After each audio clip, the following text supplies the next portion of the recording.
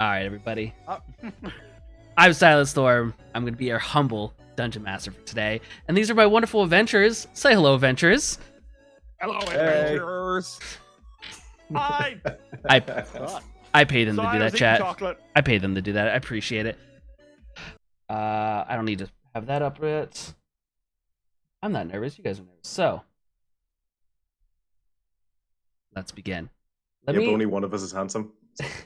Oh shit! That's definitely not you. The whole session, everyone needs in chat is gonna have to argue over who the actual handsome person is. But so goes for the murder bear. This is the Varkenbluff heist, and let's get this started. Let me have everyone go ahead and roll a d20 for me, and let me know the results. I can do that. 11. Incredible. A natural one. How did I rolled a 20? Get it out now. Why am I getting these out now? All right, so we got C.H.U.N.K with a 20. Craig has 11. Okay.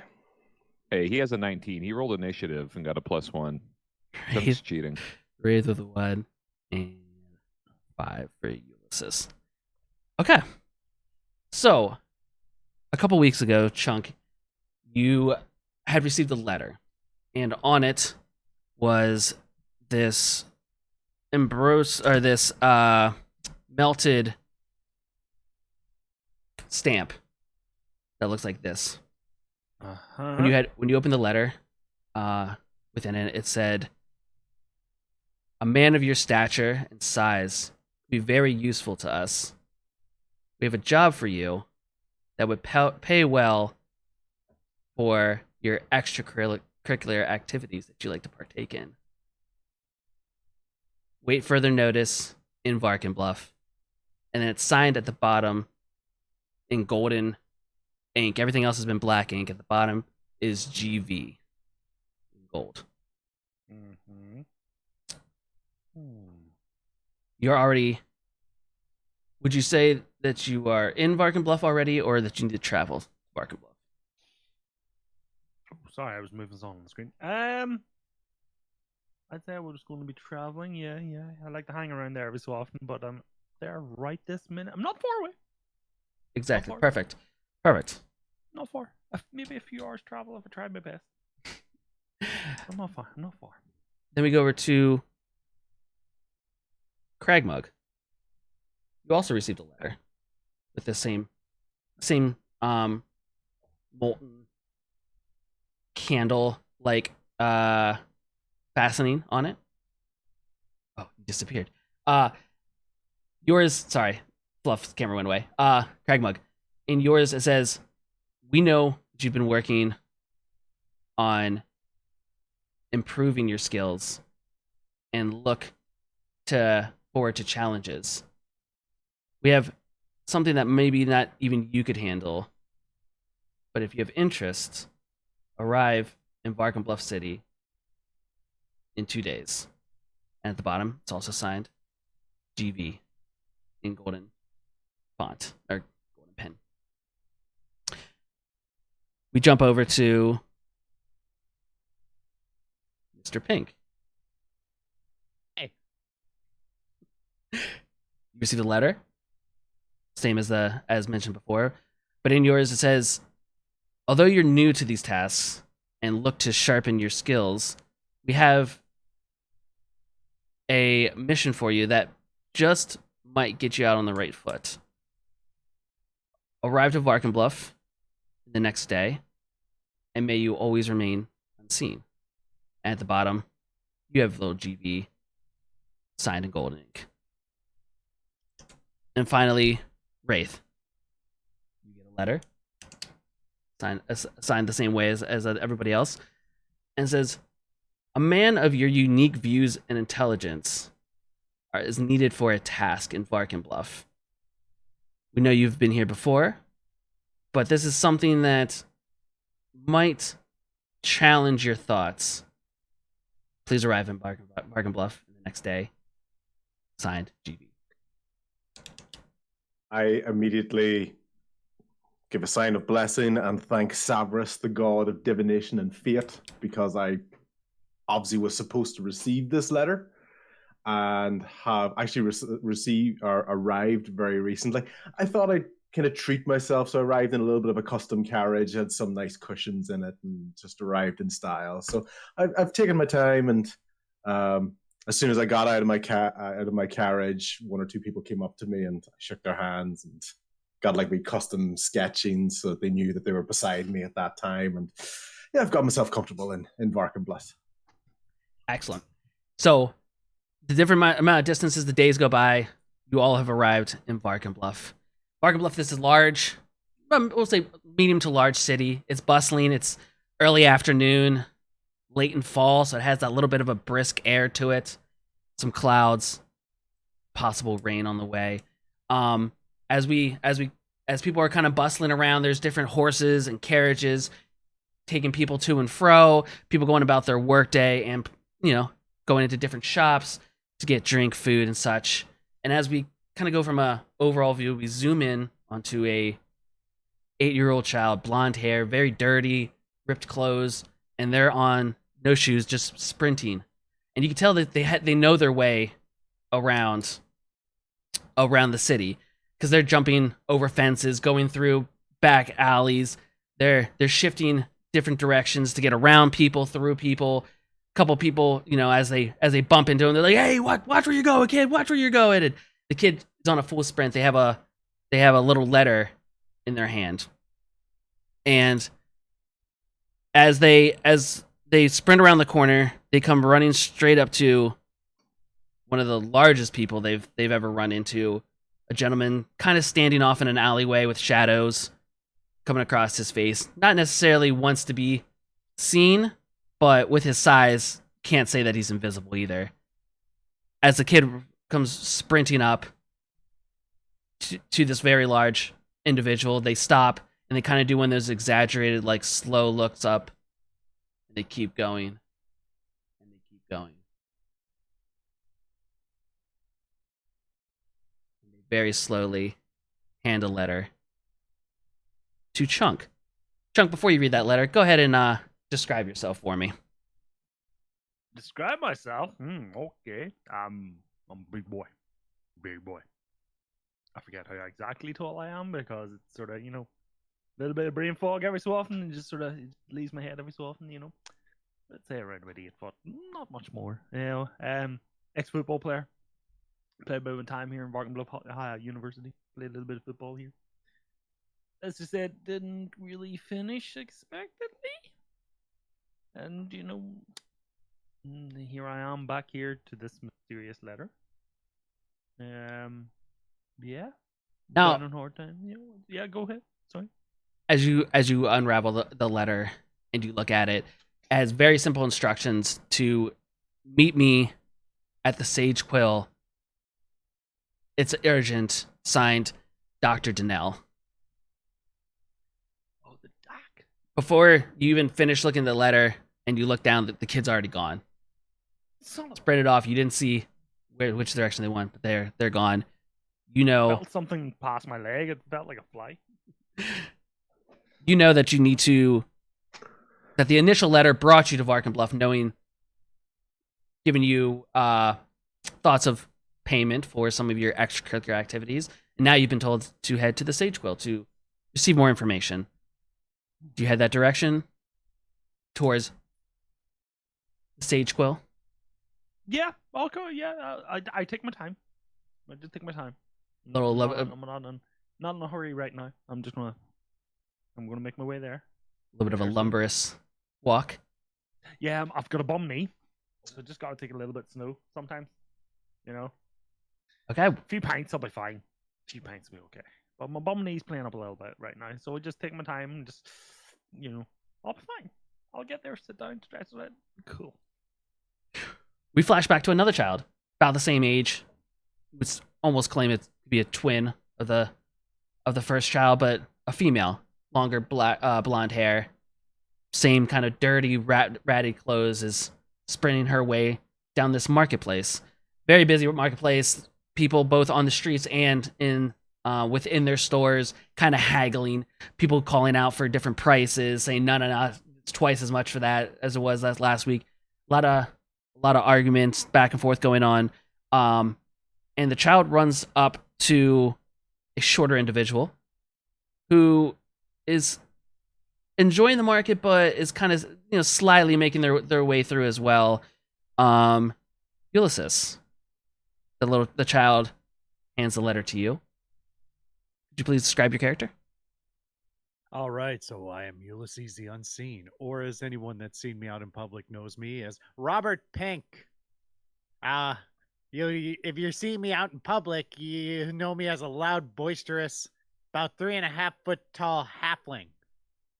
But if you've seen me at work or in private, you know me as Ulysses the Unseen, just short of 3 feet. I'm going to be the best. You're not going to know me, but I will be the best. As you unroll your note, it has a similar. It is addressed to Mr. Pink, and it has a similar message of please meet me at the C.H.U.N.K for further information on this very important task. Time is of an essence. Please arrive soon. Okay, I just make sure I very loudly say, Jesus Christ, is this a Draco? Ulysses Marigold? Why the hell am I always carrying people's messages? Well, let's go. So you make your way. You're only a couple streets away. You ask a couple folks about how to get there, unless you're very familiar with the area already. Yeah. Hey, what's this place? What place are you? What are you yelling about? A guy standing on the corner just was having a little bit of a cigar to himself, just kind of. And you come around the corner, just yelling about a place. What place? Show him the note. And he says, "It's down that way," and kind of gives you a weird look and walks on off. It's 2 blocks down that way. All right. Well, thank you. Appreciate your help. Guy gives no. Sorry. I'm just gonna act grumbly, talking to myself. Always the goddamn messenger. Just making sure people see this though, and then I'll start slinking off that way. We go back to that first child, the dirty boy. He has his second letter. Big smile on his face. He knows the task he's doing is going to get him paid. So he's excited. He's running. Yeah, he dodges around a few people, runs under carts as the horses draw him. He runs just underneath them, kind of ducks and dodges in and around. And as he comes up to a gentleman who just recently got out of the cart, he's kind of signing some signatures and he pulls on the back of his coat and looks for Raith to turn around to hand him the letter.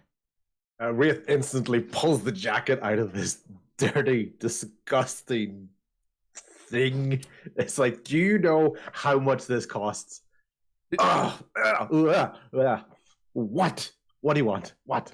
The kid is used to this kind of reaction from people, so it doesn't faze the kid at all. They're just more excited about giving you that piece of paper because they know that's what they're here for. Raith kind of leans over with barely. He's really glad he's wearing his gloves today. This is actually one of his nicest pair of gloves, so that's the only thing that's actually going to touch the paper. He's not going to touch the child now. It's just like, okay. The moment the moment the paper is out of your hand, out of the kid's hand, they bolt off. And Raith, if you could please describe your character. Raith is a half-elf cleric, so lot adorned in quite nice clothing, religious symbols all over it. He's got a shield on his back. Personally, though, deep down, he's happy that most of his exterior features are more on the half-human side of things, but he understands he does get some benefits from the elven side of his lineage. But he is kind of looking around. He's the crowd. He's quite annoyed that the child has seemed to scare away his crowd that was there, and he's just left alone with the letter. Excellent.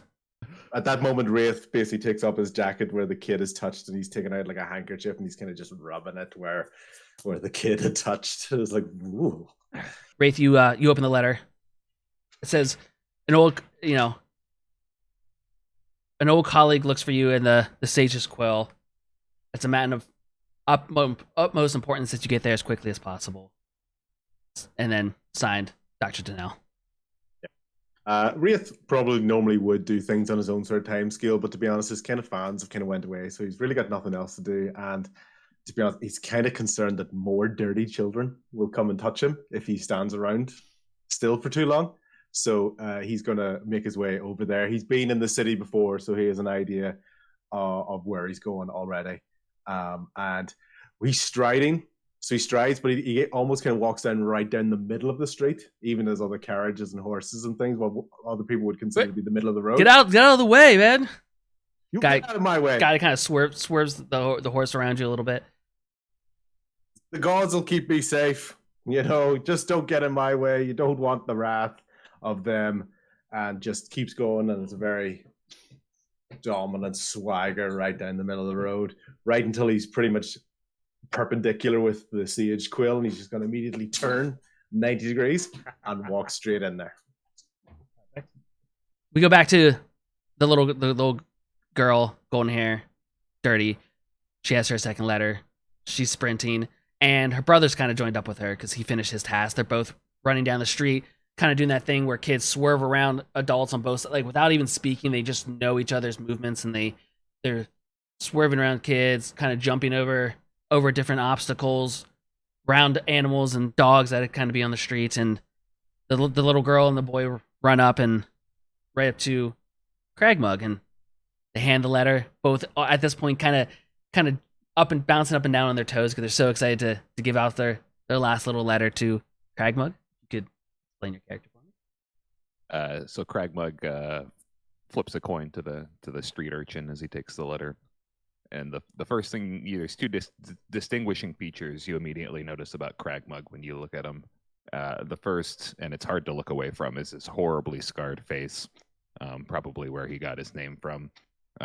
Burns, scars, part of the upper lip is gone, just torn from the face. The second thing you notice is that he's dressed in very fine, affluent-looking threads, clothing, bowler hat. Nice shoes, but it's all a little bit worn when you look at it. So it's nice, but it looks like it's been around. It's been used a lot and hasn't been kept up. So he's putting on appearances for sure.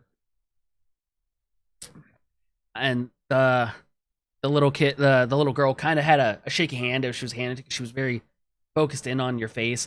Boy doesn't show as much because he already met a very 8-foot tall beast already. So your face doesn't really faze him too much, but she hands you the letter, and as you unravel it, again, it's a message from Dr. Donnell. Please meet me at the Sage's Quill as soon as possible.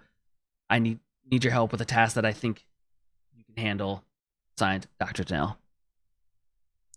Crag-Mug gets to the name at the bottom of the letter and gives a little smirk, or what passes for a smirk with what he has left on his face. Excellent. As we get over to the Sage's Quill, Ulysses and C.H.U.N.K both arrive first, and almost at the same time. Who walks in first? Oh well, I don't really see Ulysses because. Oh my god, that's a big bastard! Oh, hey, go ahead. Where you? Oh, holy shit! Yeah, you go. Oh my god! Hi. Hey, nice to meet you. Nice to meet you. You scared Robert Pig. You scared the out of me down there. Oh my god! Yeah, you go ahead. I want you stepping on me. You go. No, I don't want. I don't want you behind me. Go in front of me. I don't want to kick you backwards either. Okay, I'm gonna grab like a stick or something, start waving it, and just walk in front of him so he can see me. I see you. Holy god! Underneath his voice, C.H.U.N.K just goes, "Goddamn children." So, I'm in my 20s, ass. What? You're not supposed to hear down there. As you guys open speaking down. As you guys open the door to the Sage's Quill, it's very odd to see this shorter man waving his stick back and forth. Almost looks like a carnival as he's leading a larger fellow into what is the Sage's Quill, which is this very mahogany everywhere, furniture and bookshelves, and you can tell it's kind of has a connection to Varkenbluff University because there's a bunch of students around trying to like study and do their homework. So this commotion as you walk in with a stick just waving back and forth, and this very large man is very out of place for this quiet, serene room that you are in. I was expecting a bar, tavern. Boy, was I off. Dr. Danelle is over in a booth, and she sees both of you. She's like, just come here. Just come over here. Like, shh. Go. Stop waving your fucking stick around. Go. Do you guys make your way over to Dr. Danelle? She's literally across the room, kind of in this this booth that could fit 6 people. Yes, I don't often get embarrassed, but a stick waving it's just going past me, so I'm like, okay, I've got to go. I'm just gonna go over that direction. What what does Chunk look like embarrassed? What's your I would say it's just no, that boy's skin is not as blue, like it's not gonna change color. He just goes Oh, purple. Okay. Blue Yeah, plus red. purple. With purple. Yeah. He starts going a little bit purple and rubs his temple and just goes, yeah. Why? I'm just gonna roll with it, act like, natural, like try to play it off like that didn't just happen, and just start going like, yeah, nothing I can do. As you guys head over to the booth and you guys go to sit down, Ulysses, you can pop up right up into the seat, but Chunk, because of how the booth is, it kind of has this dome. As you sit down, you're instantly top half of you is kind of curved over with the formation of the dome. So you already have this like lunging look over the table as you sit down. And so this table is not really built for 6 people. It's built for maybe 3 people. And six probably normal size humans, No, yes. people, But okay, yeah, but yeah. but as you pop down, Dr. Danelle, she's not quite ready for your size either, because as you sit, the table, the booth almost kind of gives like a little like shake of uncertainty. But before she can say anything, the door opens again, and Raith, you walk in. I'm here to see Dr. Danelle. Can anyone make me aware of her presence? Right. Couple students get up and immediately like one disturbance is a thing, but now someone's just shouting in what is almost a version of a library, kind of quiet, serene. You come announcement, and Dr. Nell just stands up. She recognizes you right away, and she waves you over. She's like, Raith, just come here. Hello, here. Dr. Danelle. Hi. I will be there in a second. Hi, Raith. And you can tell that she kind of just rubs her forehead a little bit as you approach her. Dr. Danelle, are these gentlemen bothering you? No, they're here with me. Please just sit down. Have a seat. Who are you? Hey, come in, hang out. Come on. And I look over to anyone and just like, I take out a wee handkerchief and just wipe down the chair that I'm about to sit on, and just plant myself in very I'm gonna very lick my upright. fingertip and just wipe it on the seat real quick before he. Give me a sleight of hand. Yeah. Ooh, the first rule. Sleight of hand, you say?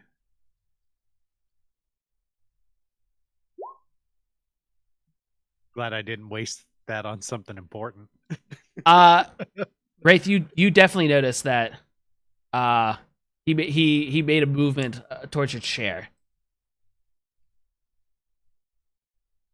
Had enough of these disgusting children following me around this town.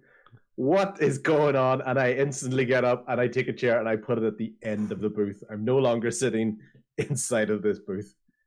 Perfect. Wow. We started off on the wrong foot. That's okay. We'll recover. We'll get you. Guys, just please stop for a minute. There's bigger things than your little games that are going right now. And before she can even like really finish the sentence, the door opens one more time. In walks Crag-Mug. Crag-Mug kind of meanders around. He doesn't go straight for any particular direction, just kind of makes himself look casual. He whispers to the barkeep, Danelle. And then he looks up and his eyes lock onto C.H.U.N.K. and he knows he's found the right place. He knows something about that big bastard. It's where he needs to be. And then he sees Danelle. And the barkeep you spoke to, it was more of a librarian represented.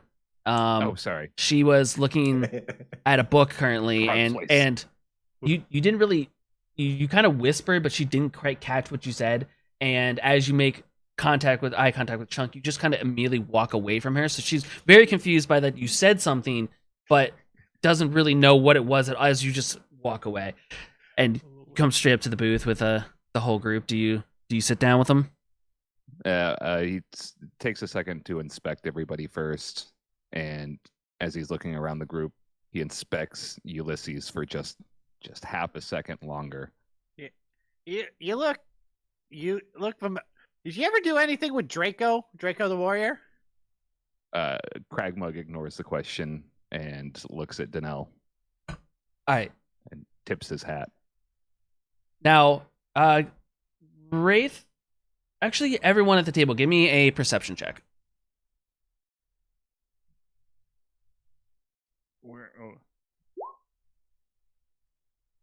Well, I perceive nothing. I wish there was a... Oh, it does say it. Excellent. Chat, you What's can't... up? I got a 12. Sorry, I'm going to meta break the thing for a second. I'm just realizing that on my stream, no one can actually see the rolls. Should I have you guys even though it's popping up on the screen, if you guys could say it as well, just for chat's own. As if we were rolling normal dice, yeah, that's fine. Yeah, I appreciate that. Okay. So we did perception checks here. 4 for Crag-Mug. A fat 1 for Chunk. Alright. It was a And then 2. for Raith? Yeah. I got a 12. Looks like me and Raith are just as perceptive, but not very. Yeah. Overall, you guys, Chunk, you're kind of in your own little world. You're just kind of playing with your tools, your weapons. You just sat down and have kind of zoned out from anything that this person that's clearly a little stressed was about to tell you. You definitely know, Raith, that looking at Dr. Danelle, you've had experience with her. She's usually very well kept, very professional looking, and you could just see on her face the stress, the lack of sleep, she looks absolutely like she's been without sleep for 48 or longer hours, just very just not her normal upkept look. And Dear, what's wrong? You look wretched today. It's just positively wretched. It's not about my look. It's just okay. I know you guys were brought here. I didn't know who they were gonna bring here, but I need your help. A couple weeks ago. Are you talking? What? Sorry. Watermill. She just keeps going. As a couple weeks ago, we dug up what I thought at the time was a stone, and looking at it, I have an archaeology background, and everyone thought it had to be something man-made, something that they used back a while ago. We found it out in one of the marshes out northeast of the city, and before I could really look and investigate into it more, the museum had interest in it and instantly paid for it and snatched it up. It's going to be on display at the museum tomorrow for a special event. Everyone's excited about it, but there was something about it, and I kept looking into it, and I was researching, and I found that it's not a stone. It's an eldritch egg. And essentially, when it was buried, it just stays dormant. Nothing happens to it. But once brought to the surface, the creature inside develops at a very fast rate. And I know it's going to be hatching soon from the books I found. Essentially, there's this gestation period of about 14 days, and we're right on that 13-day mark. It's going to hatch, and from what I've understood looking in the books, once it hatches, it feeds. When it feeds, it grows at a rapid pace. And with a city like this, with this many people, that it would destroy. It could easily destroy the city within hours. I took this information and I took it to the museum, and I took it to the university, as I am was a staff member there, and no one believed me. They just put it off. The university got a cut for the stone. The museum paid them. No one believes what I'm trying to say. So the other night, I tried to break into the museum and steal it myself, and I got caught. Basically, I've been kicked out of the university. I'm no longer a staff member, and she kind of looks over at Ray, and like in normal circumstances, it would be something where she would feel bad about the situation. But she's so more focused on what could happen and getting this back that she doesn't make any comments to you, Ray. She kind of just continues forward with so essentially, after I got caught, a gentleman named Chavon from this Golden Vault contacted me, got me out of jail, and explained that he was willing to help me steal the stone, and that he thought he could get people together, a crew, to steal the stone out of the museum. I didn't know who he's contacting until you guys arrived here. Obviously, Raith, we have a little bit of a history from our debates back and forth. You would like to that I believe I won. I think more than my fair share, if I do say so myself. You have a more perspective of that the gods do everything. I am more of I look at the facts and the things that I dig up with my crew, the things in my hands that are from history and from cultures from before. But the gods put there. Yep, I agree.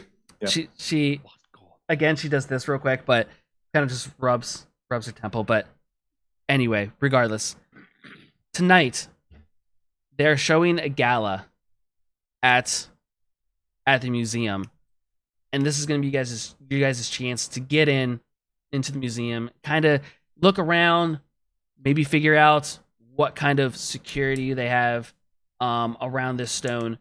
It is their prize piece right now at the museum, so I expect there to be guards and maybe some more security. Like I said, I was in there the night, and I made up a map of what I was able to discover.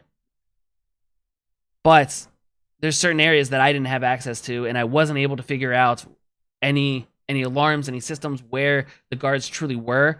Oh, it's good. It's showing on my... Okay. But tonight's gala is you guys' chance to get in there, kind of have a look around. From what I read in my books and my calculations, the stone will hatch tonight at midnight. You guys need to get that egg and meet me back. I'll be in the alley right beside the museum with the egg by midnight. From my understandings, if I can put it into a crystal box, into like a crystal kind of sphere, I'll be able to contain the egg and it won't hatch. Problem is, I'm still working on filling some cracks in that box, so I can't go with you, but I will be there in the alley by midnight. I just need you guys to get the stone to me. I'd like to take a quick opportunity to look at Raith and just go, hey, can you pray for us to get a couple more hours? It's just this. I am absolutely bamboozled by this situation. It seems like such a frantic scenario we find ourselves in. Basherba, the goddess of misfortune, is absolutely shining down on this situation.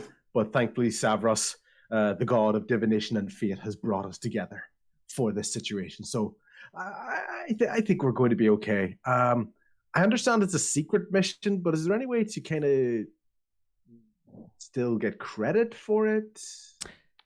You'll be accomplishing this. You'll be paid from my personal funds, 50 gold each to you guys for this. I believe the Golden Vault may also be able to provide a payment as well once job is done. I don't know much about the Golden Vault. It's kind of this, from what I understand, they get people to do jobs and are willing to pay and go outside the normal lines of what is legal, as you would say. But they have a type of system where there's a handler that goes and gets the people to do the job, but no one knows of other handlers in other areas. So Golden Vault could be worldwide. I don't know. I've only met Trevin, and he told me he would get the crew together for this job, and that's you guys. Now, go ahead. As I'm writing all the details down, because I'm like an intermediate, or I'm making myself believe to be an intermediary, I'll just say 50 gold. Yeah, there's a finder's fee for me for, finding the person they want. Can I get my finder's fee directly from you so I don't need to track down these wily bastards after the fact? It's 10%, so just 5 gold. Give me a persuasion check. Ooh. Persuasion check. Okay. 13. Thank you. Also, you guys calling out the thing. In Roll20, I have to flip back and forth between windows, between the chat and all my images. Yeah. So you guys say the number makes it easier that I don't have to switch back and forth. You got a 13. So yeah. You want 5 extra gold from me? No, you give me 5 gold. You give, was it Ulysses or Draco? I forgot which one. You give them 45. Oh, yeah, I'm the intermediary, so you give me the finder's fee. Yeah, I was told by the Golden Vault that I would only deal with a Mr. Pink. This Ulysses they'll have to figure out their own payment from the Golden Vault. Oh, that's who they want. Okay. Yeah, fine. I'll get it from him later. So, in amongst all this here, and like, Chunk's been completely zoned out, because he heard Raith talking and doesn't do well with posh boys. I was just like, I can't be arsed listening. That internal monologue, he just went, another one. So he's basically zoned out until he heard the 50 gold pieces. So all of a sudden, Chunk goes, 50 gold! Let's go! And tries to stand up. Wait. Yeah, you gotta scrape your head and back. You're already up against it, but your excitement as you try to get up, you kind of scrape down the back of your head. I've now kind of half gone up into it and forgot that it was so close, and I'm like, ow! Okay, gotta go. And just slowly squeak myself back out again. Wait. Before you go, just seduction now. I gotta tell you about more of the gala with the gala tonight. It starts at 8, and the museum closes at 10. That'll give you 2 hours to get in there, get an eye on what they're calling the Murkmire Stone. So that's where it was found, out in this area known as Murkmire. And the gala is it's a fine dress event. So she pulls out a bag of holding, and I was informed by the Golden Vault that there'd be outfits in here for each of you to look your best, to really get allowed into the gala. It's a very fine dress attire. She looks over. She has Raith. You should be good. She kind of fishes around in here, and she pulls out a smaller jacket. It's very has fine golden buttons down the center of it, and it has this nice red, deep red look to it. And she hands it over to you, Ulysses, sorry, Mr. Pink. Ulysses, sorry, can I keep this? As it slowly chokes him. It's for you, Mr. Pink, to style you up a little bit. Yeah, over, Mr. Pink. Do you'll wear that to the event? Sorry, I'm missing one of my images here. It's all good.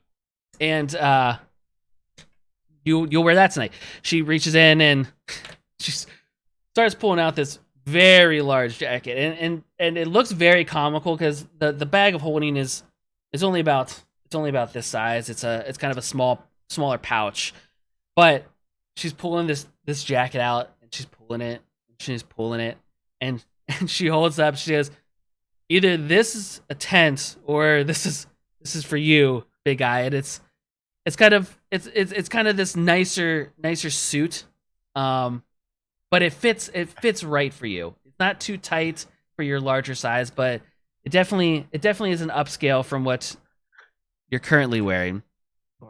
Hey, just think, big boy. If we got to get away by sea, we could use your suit as a sail. Hush, you boy. Dude, I'd be more concerned with us emptying the building with the smell. Can't you just pray the smell away?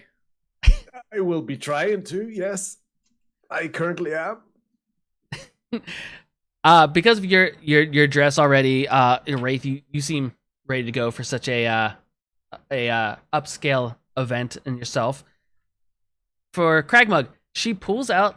You're already very finely dressed in your bowl cap and your suit, but because of it has this worn, she pulls out the exact same outfit, but it's fresher and cleaner. It has a brighter look to it. It fits you exactly. It's the same exact thing, but just a upscaled looking version of it. Crag-Mug's face is just lit up throughout this conversation, breaking and entering theft, a fancy gala, and so he's very excited for an upgrade to his wardrobe. And as he's taking it from Dr. Donnell, he gives her a recognizing grin. And is she wearing any jewelry? Any sort of? Yeah, she has like a thin. She kind of has like a thin necklace that you can't quite see in this picture. She has like a very thin necklace with it has little like a pickaxe kind of thing to just kind of represent her the digging she goes out and does, the archaeology, the things that she finds. She got it a while ago, but it's a thin little gold chain. So as he's taking the suit from Dr. Donnell, he gets closer than is necessary and attempts to kind of undo the clasp on the necklace and steal it. Yeah, go ahead and give me a sleight of hand. You're kind of, because of the seating, Ulysses and C.H.U.N.K were kind of sitting in front of her. You're sitting off to her left. So as she digs through the bag, what did you get? 14.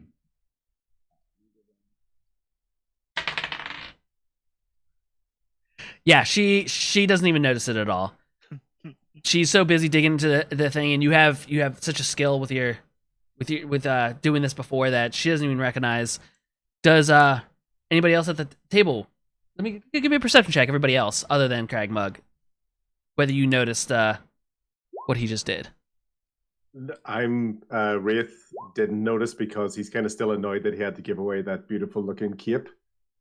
Because it wasn't for his outfit, so he's kind of just slightly huffing at that idea, and saying a little prayer to Ilmatar, the god of endurance, just to help him get through this loss of garment. So yeah. C.H.U.N.K, you're still you're deep into the clothing I gave to you. Yeah. You're just kind of playing around with those. Yep. Mr. Pink, what your perception? What do you notice? He's also muted. I wasn't sure if he was chatting to somebody else. Sorry, my bad. Okay. Yeah, I mostly I roll a 15. I just want to see how everyone does with the interaction and see if anybody does try anything or just pretty much scouting out the party. All right, it doesn't seem like anyone has made any kind of movements towards stopping Crag-Mug, and okay, but I do see what Crag-Mug did. Yeah. Sorry. Yes, okay. You take notice of it. C.H.U.N.K, you're kind of looking at the table, but yeah, you don't take notice to it. It really looks like Mr. Pink was the only one that took notice to the little movement. I'm just gonna gives Ulysses a little wink, or Mr. Pink. Sorry. Yeah, I'm just gonna put my head down, continue writing my notes that that I'm going to hand off later. Then just kind of Okay. I try to hide the fact that I've got a smirk on my face, like I was expecting that. So, she doesn't notice. Obviously, with the lack of sleep and just her mind being taught, she didn't even feel you pull her necklace away. She also slides the bag of holding onto the table and says, "You guys are going to need to take this with you. Security at the museum. You're not going to be able to have your armor, any visible armor, and your weapons are going to have to go in here as well. It's the only way you're getting access into the museum." As I mentioned, the gala starts at 8. The museum closes at 10. And just then, kind of off in the distance, you hear church bell, dong, dong. And it goes off. Where the hell's that It goes off 5 times to indicate that it's now 5 in the afternoon. Where the fuck did that come from? But it's of most importance, as I said, get back to me by midnight. I'll be ready with the box. You guys bring me the Murkmire Stone. We can't let this thing hatch. Okay, I'm gonna roll up the notes I was taking, the sketch of the map. There was only one map, or do we each have our own map in the museum? There's just that one map, and it was basically hand drawn by Dr. Danelle. She kind of just scratched what she knew from her little bit of little scene. If anyone had any questions you want to ask her about the map, you're more than welcome to. But it was just what she could do quickly before she got caught. Okay, I'm just gonna roll up my parchment and the notes. Just look like and annoyed with it, like I'm a great warrior, not some cold drop bullshit artist here, but I guess we'll go. I'm gonna ask Dr. Danelle. Doctor, is there by any chance like a VIP area at tonight's event, and sort of what's the catering situation? She thinks she's like, I don't know if I don't know what the food's gonna be that at this. Basically, the reason I gave you guys the proper attire is that's the only way you can get into the gemstone wing where the Murkmire Stone will be. That's the gala event. It's still going to be open to the general public. The public will be mingling around, but with the clothing, the fine dress that you have on, that's how you're going to be able to get in and get your eyes actually on the gemstone. Or sorry, the Murkmire Stone. Is that the wing that's it's beside the archaeology display, isn't it? Yes. Yeah, And it's good. Prehistoric predators. Yeah. Okay. Yeah. Yes, I know. down I know it quite well. Yes. Just down the hall from that. Yes. What kind of defenses are you expecting here? Guards, locks, anything arcane? I know that there's general guards because when you go into the museum, even during the day when there's not an event like this, there's usually a couple roaming around each floors. But with this being kind of a bigger event and it being more of a gala, I could assume that the guards would maybe be doubled. So the typical 3-4 guards in the building might be more like 8-10 guards. Has the head of security or the museum manager, are they still in place? I know them very well. Do you know if there's any sort of the main staff members in there that I might be able to communicate with? Alda Arkin is the curator of the museum. Yes, of course. She'll absolutely be there, rubbing elbows with some of the more higher ups of the area, trying to get more. She was always very good at that. Get more funding for the museum, and you could tell that Dr. Nell the way she says Alda, she is familiar, like it's one of those type of things, like almost like a colleague, but that you weren't a fan of. So she knows about Alda and how she's the curator, and they have a little bit of a history. But yeah. So Alda Arkin, Alda Arkin, ALDA Arkin is the curator. She'll definitely be there overlooking things. Yeah. Any other questions with the map? I'm gonna unroll the parchment I had previously rolled up. He's gonna want me to ask construction of the building: stone, wood. What's it made out of? How's the basement look? Do we know what the basement floor is like? The museum is mostly all marble. It's all marble flooring with stone walls. At the outside, it's beautiful marble pillars. Can't miss it as you're going down the street. The basement, I don't know about the basement. If you walk around the building, it's kind of like a runway, a driveway that goes down to these large doors for them to bring in new objects and presentations that are going to be in the museum itself and take others out. I've never been to the basement, so I have no idea what the flooring is like, but I know that they store stuff down there. Okay, thank you. That's probably enough for him to go off. If it's not, he can deal with it. I don't see an artifact storage on this map. Surely this museum holds artifacts. From what I understand, as I was saying to Mr. Pink here, it mostly have that stuff stored in the basement when they're rotating things in and out for new sections of the museum. That's probably, it's either in the basement, possibly up in the attic. I haven't been to the attic since we were back in college. We would climb up there, kind of make our way through the museum, up the steps into the attic, and would prop open the little sky ceiling there, sky roof. What word am I fucking looking for? Anyway, sky ceiling. Skylight. Skylight, thank you. We'd prop that up and we'd have a couple drinks up there, but I haven't been up there in years, so I don't know if they store things up there. I don't know if it even is still functional as far as that skylight is, but so you guys please meet me. This is of the most important, that you guys meet me by midnight.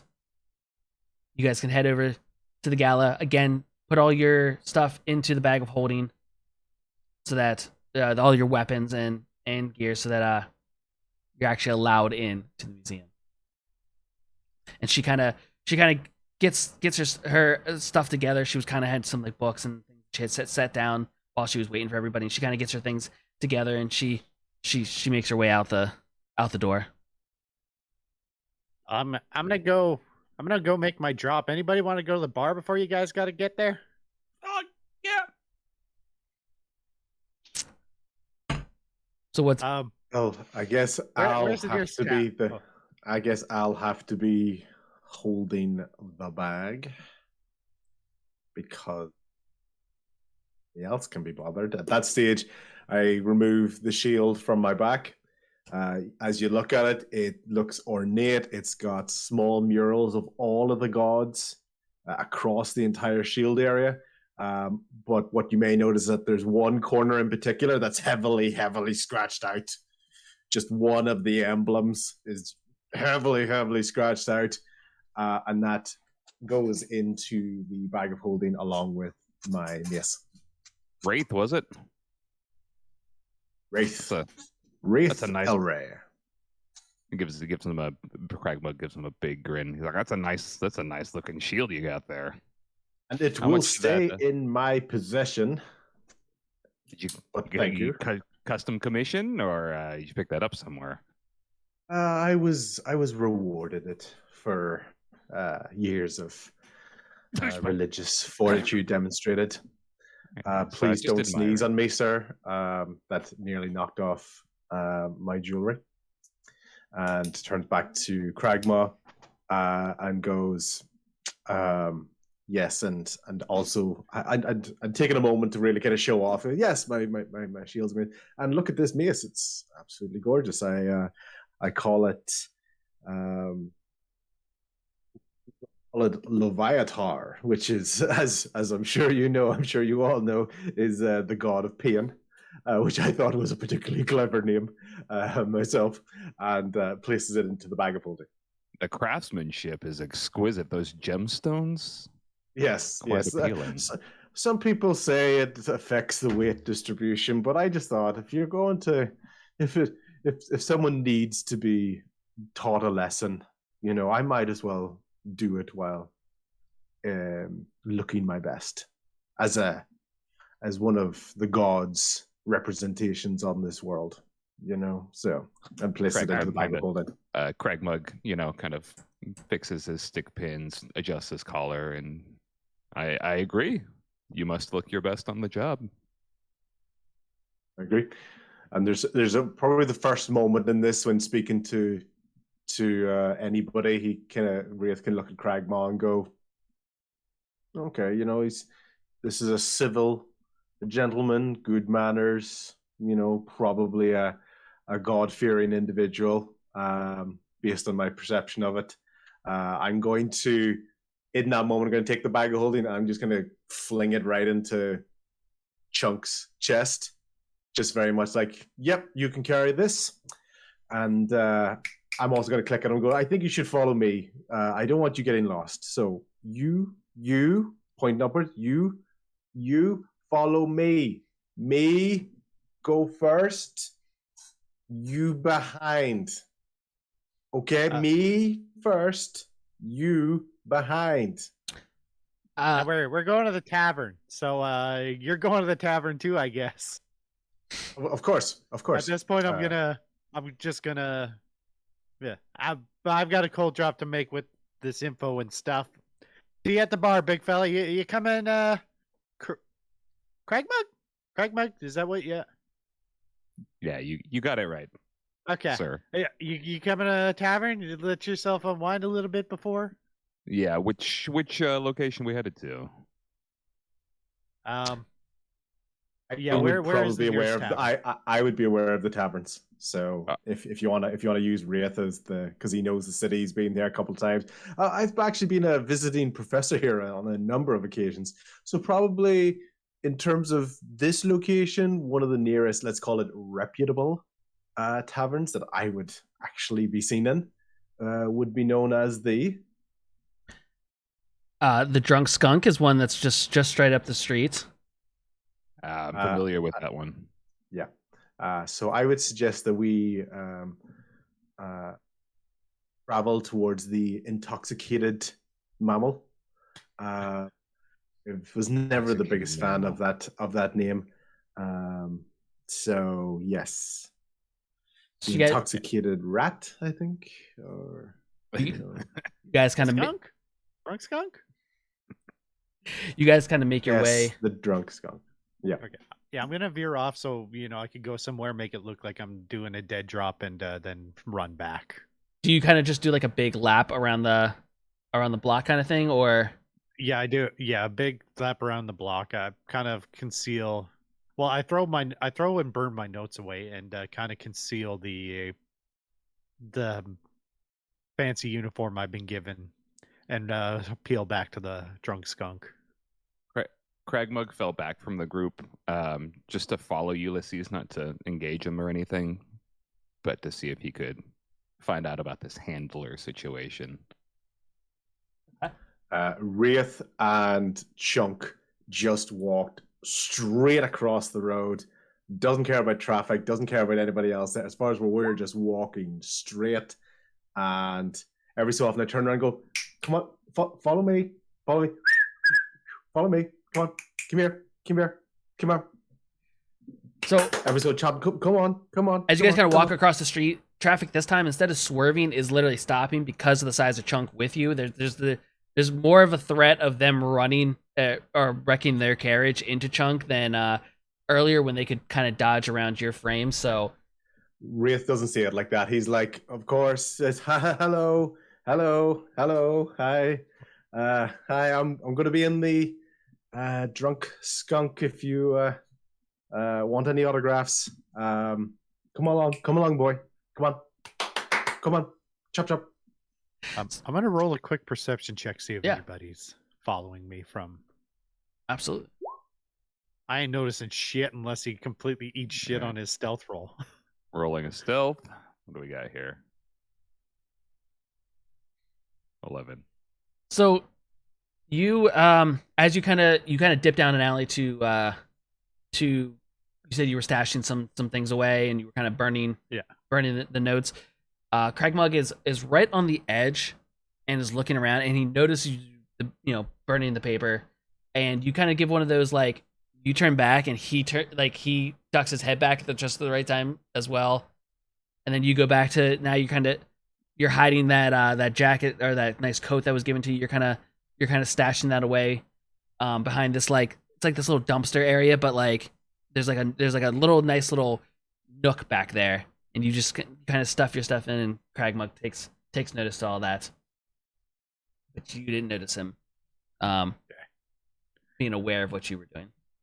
You sneaky bastard. Raith That's and all. sorry. So I was just gonna say, Crag-Mug, once he takes note, he just nods and heads off to Drunk Skunk to meet. Do you try to get there before Mr. Pink gets to the bar, or do you kind of do your own little lap around and almost meet back up with him? I'll let it go. Just head to the bar. Got. Yeah, I'm gonna peel off as quick as I can. Can we race there? Unspoken race there, or Yeah. see who gets there first? Yeah. Roll. I'll wait for roll a wait for d20. him to catch up. Both of you can roll a d20 for me. Just a straight d20. No stat. Oh. Of course, not looking like he was hanging around the area in any way whatsoever.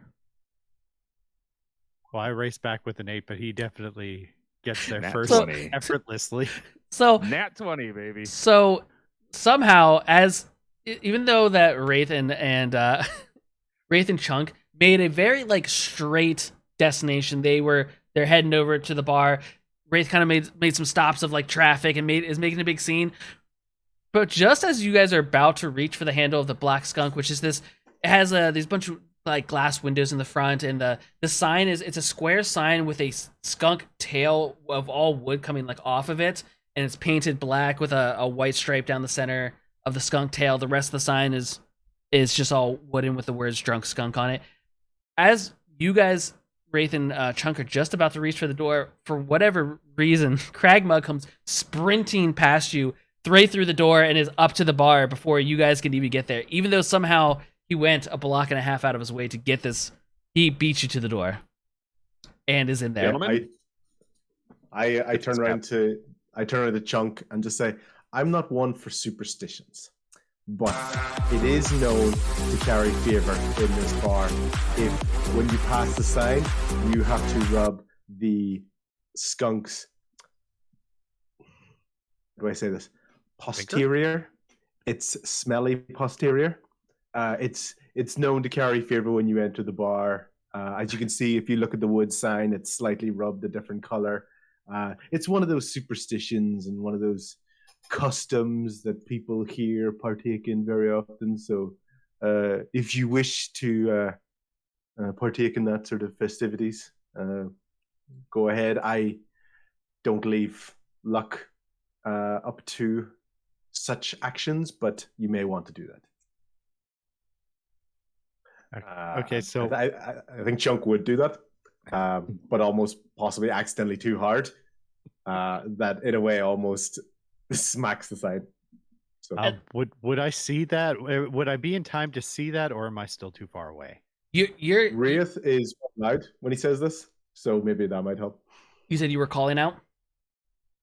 Yeah, basically, I've kind of got the door open, and as much, so even though I'm not going to touch the skunk's butt, I'm letting everybody in the bar know that I'm aware of this custom and that I'm kind of above these such things, but that I'm aware of it. So, do you physically rub the skunk's butt yourself?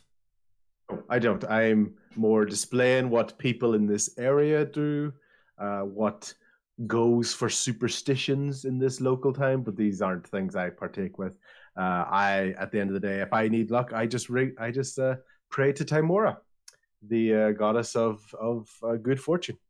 So that's why I don't get involved in superstitions. So Ulysses, you're still a little bit down the street. You see him standing at the door, and you can tell he's making a speech. And all you see from C.H.U.N.K is C.H.U.N.K kind of gives like a rub slap to the sign. But because this is because the university, the Varkenbluff University, is not too far down the street, this is kind of a little bit of a college bar area. They're used to this sign being kind of hit, and the sign just kind of flaps and comes back on hinges. So even though if someone gives it too big of a rub or too hard of a hit, it just flaps and comes right back. So C.H.U.N.K hits it, it goes and comes right back, and he walks in. Would Crag-Mug turn around and go back to do this tradition, or is he already off to the bar? No, Crag-Mug's laughing at this interaction, but from the bar, since he made it there first, leans over to the bartender, slides some coins across the bar, and says, the affluent gentleman and his elephant-sized companions are big fans of your special drink, the skunk juice. He's like, could I get a couple of rounds sent straight to them on me? And then orders his own ale. And then do you guys stay at the bar? Where does people as you kind of came into this tavern? It's kind of a 2-story tavern where the first floor is kind of longer tables where people would kind of eat and drink at the same time in one of those kind of long tables, almost like a family style type thing, where multiple people can sit there at the same time. And then there's like a small staircase up to a balcony that overlooks the rest of the room. That's of almost the same size, but not as much seating up there. There's some seating pushed against the wall, but this is where a lot more people are kind of more rambunctious with their drinking, maybe doing some dancing and things like that. Where does everyone kind of go in the bar?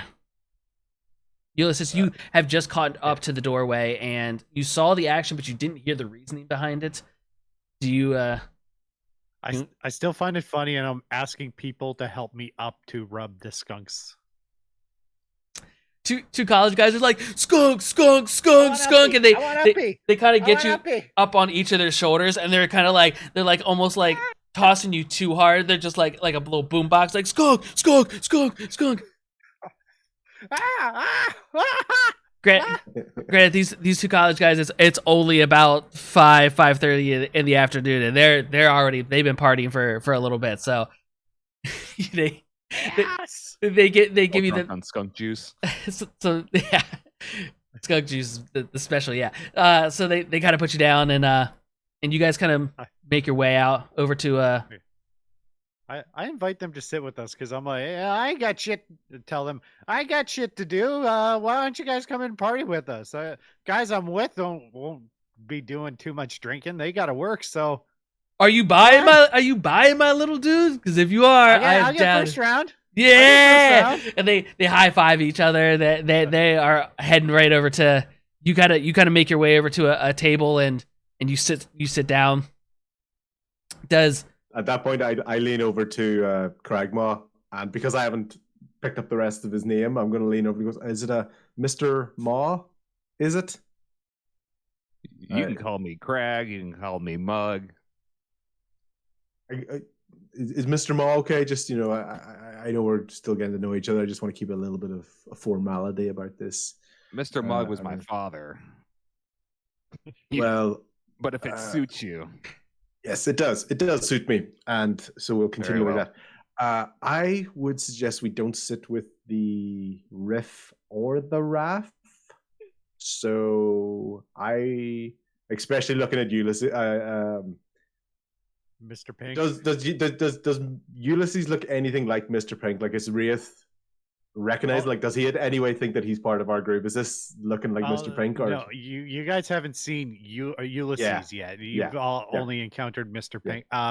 In a past job, Crag-Mug has interacted with So Raith has no idea what happened, but as far as he's concerned, he just doesn't want to be around these ruffians. They're a bit loud for him, and he's going to suggest to Mr. Maw to either find a booth so we can talk details. I have lots of ideas, so don't be afraid if I try to take the lead here. But we could go upstairs and kind of see what happens. Lead away, my good sir. I believe it's time to start planning. And at that point, he looks back at C.H.U.N.K and goes, "C.H.U.N.K, come here, boy. Come on, we're go upstairs. We go upstairs, okay? You follow me. Good boy. I'm gonna go upstairs. Is there a posh boy talking? What? Oh, I didn't actually realize you spoke common because we've been engaging this whole time and you just haven't said anything for the last 5 or 10 minutes. So nice to meet you. Me, Raith, you, C.H.U.N.K. You douchebag? Raith, me, Raith, and turn around to Marcus. I think this is going to take a while for him to I'm pick this gonna up. bring That's Chunk a douchebag. drink. The drink I told him I'd get him at the tavern earlier. So He doesn't know you though. He's this stranger coming up to him. no, he's still Mr. Pink from Yeah. From, I'm still, Oh, Yeah, right, sorry. yeah, so I everyone's switched it, everyone yeah. is still seeing Mr. Pink. Apologies. Everyone knows Apologies. this Yeah, I this thought you form as changed. Mr. Pink. Okay. Now he yeah, that's yeah. why I'm partying with the college boys. Yeah, so the two college boys are still like high-fiving each other. They're skunk, skunk, skunk. And as you come over to give Chunk a beer, they come with you, and they're kind of like in the back, just like having their own drink. And does Crag-Mug and Raith, are you guys heading upstairs, or are you hanging around with the more partying group? Well, I got one person to agree with me, so as far as I'm concerned, I'm just going straight upstairs. Like everyone can follow me whenever they're ready. So Who did me?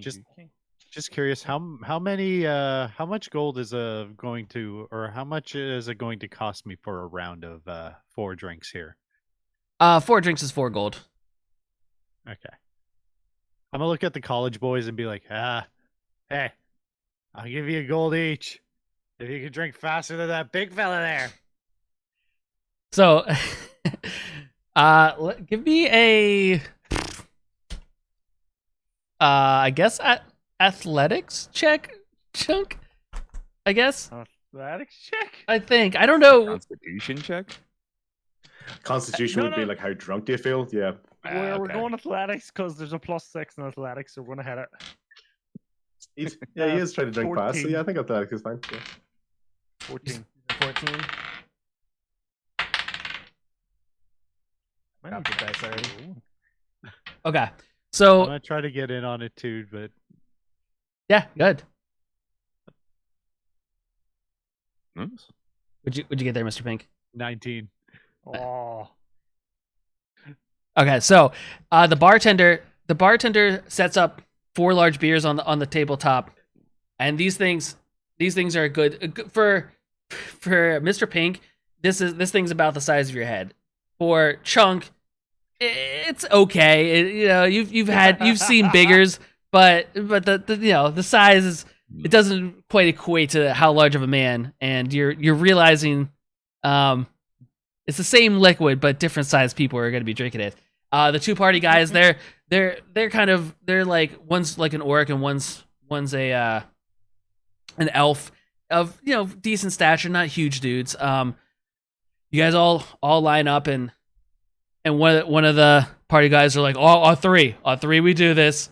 Winner gets, what does winner get? What's the winner gonna win? I'm putting 2 gold up. 2 gold. 2 gold? 2 gold? I'll see 2 gold.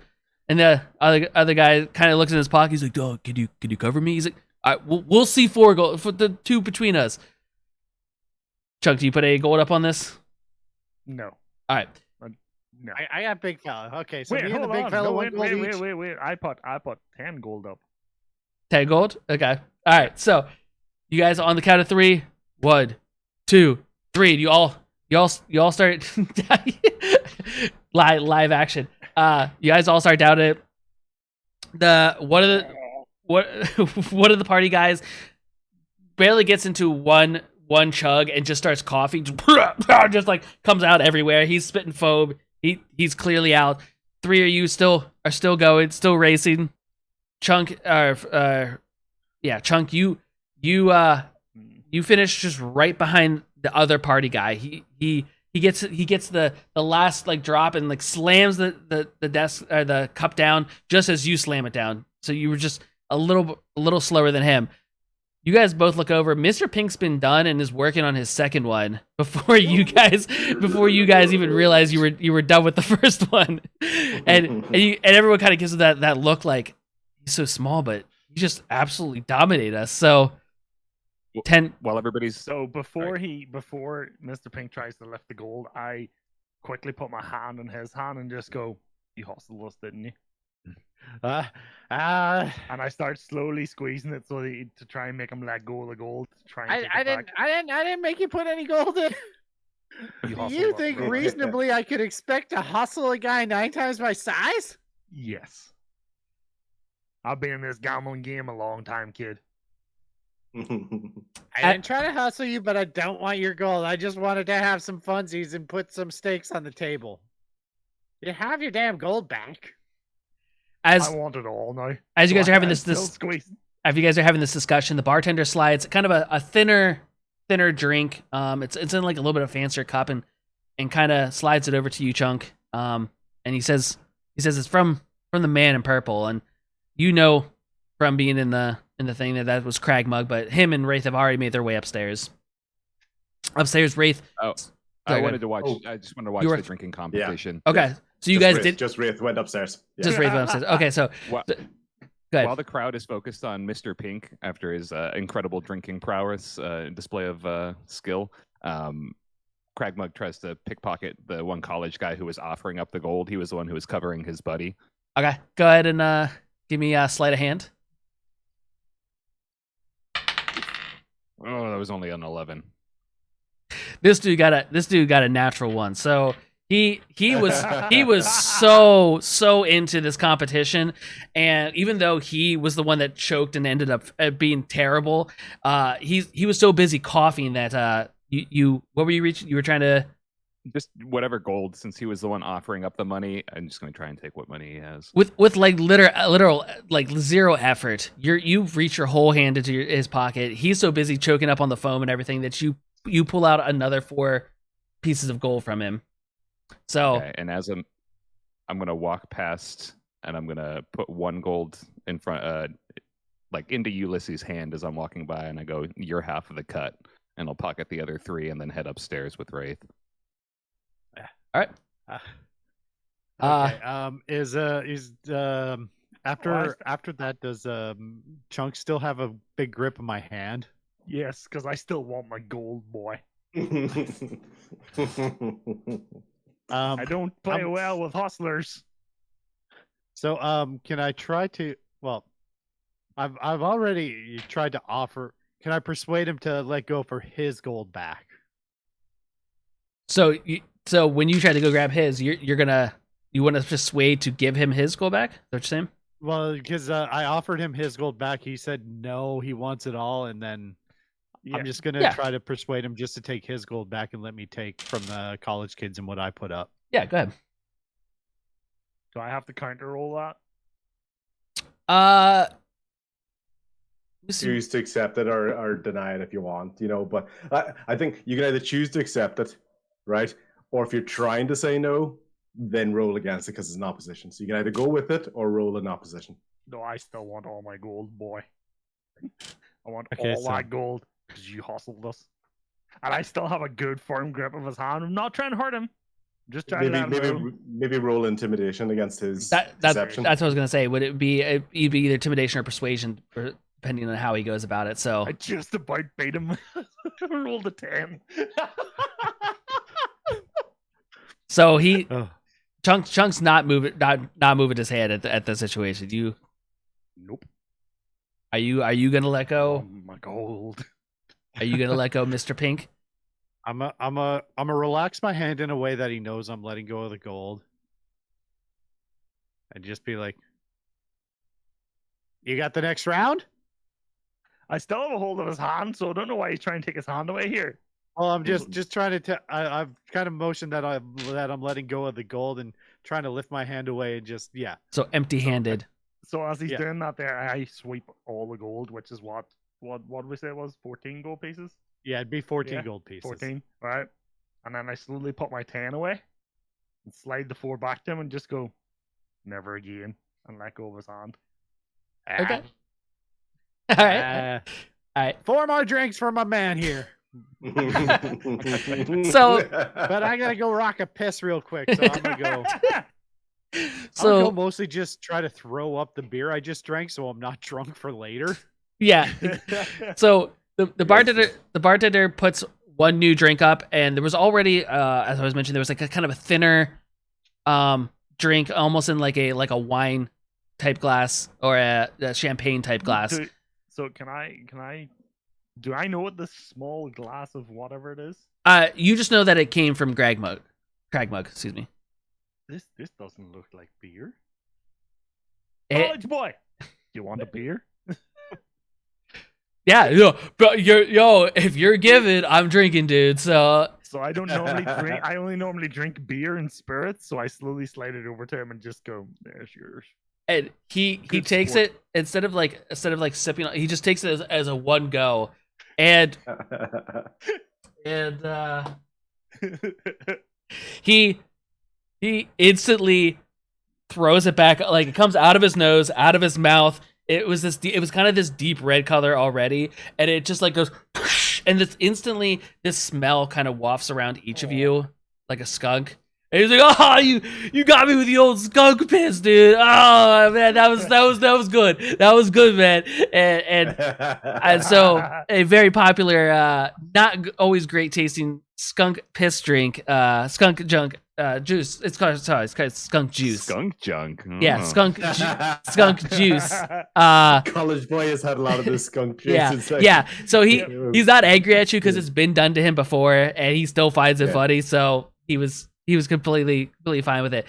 Whereas Chunk has just gone, like the butterfly effect in Until Dawn. Chunk will remember this.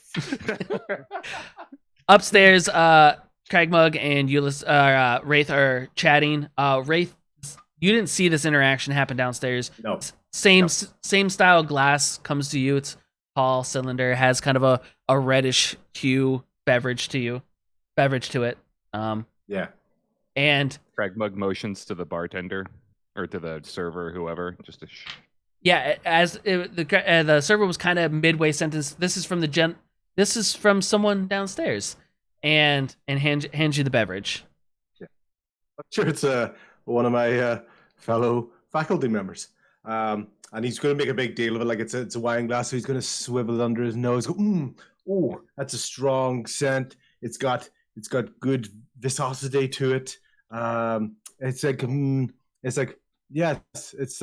it's like winter time, but yes, okay, yes. And he goes to take a wee bit of it, and he's originally going to do that small drink, as if you're doing like a wine tasting, and it's like and he just instantly goes. So you took it like a mouthful of it, right? Give me a medicine check. Excuse me.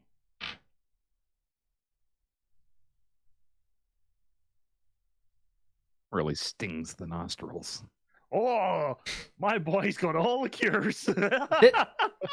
You're well traveled, and this goes down smooth. It is definitely a just like has this sweet golden like honey type feeling to it.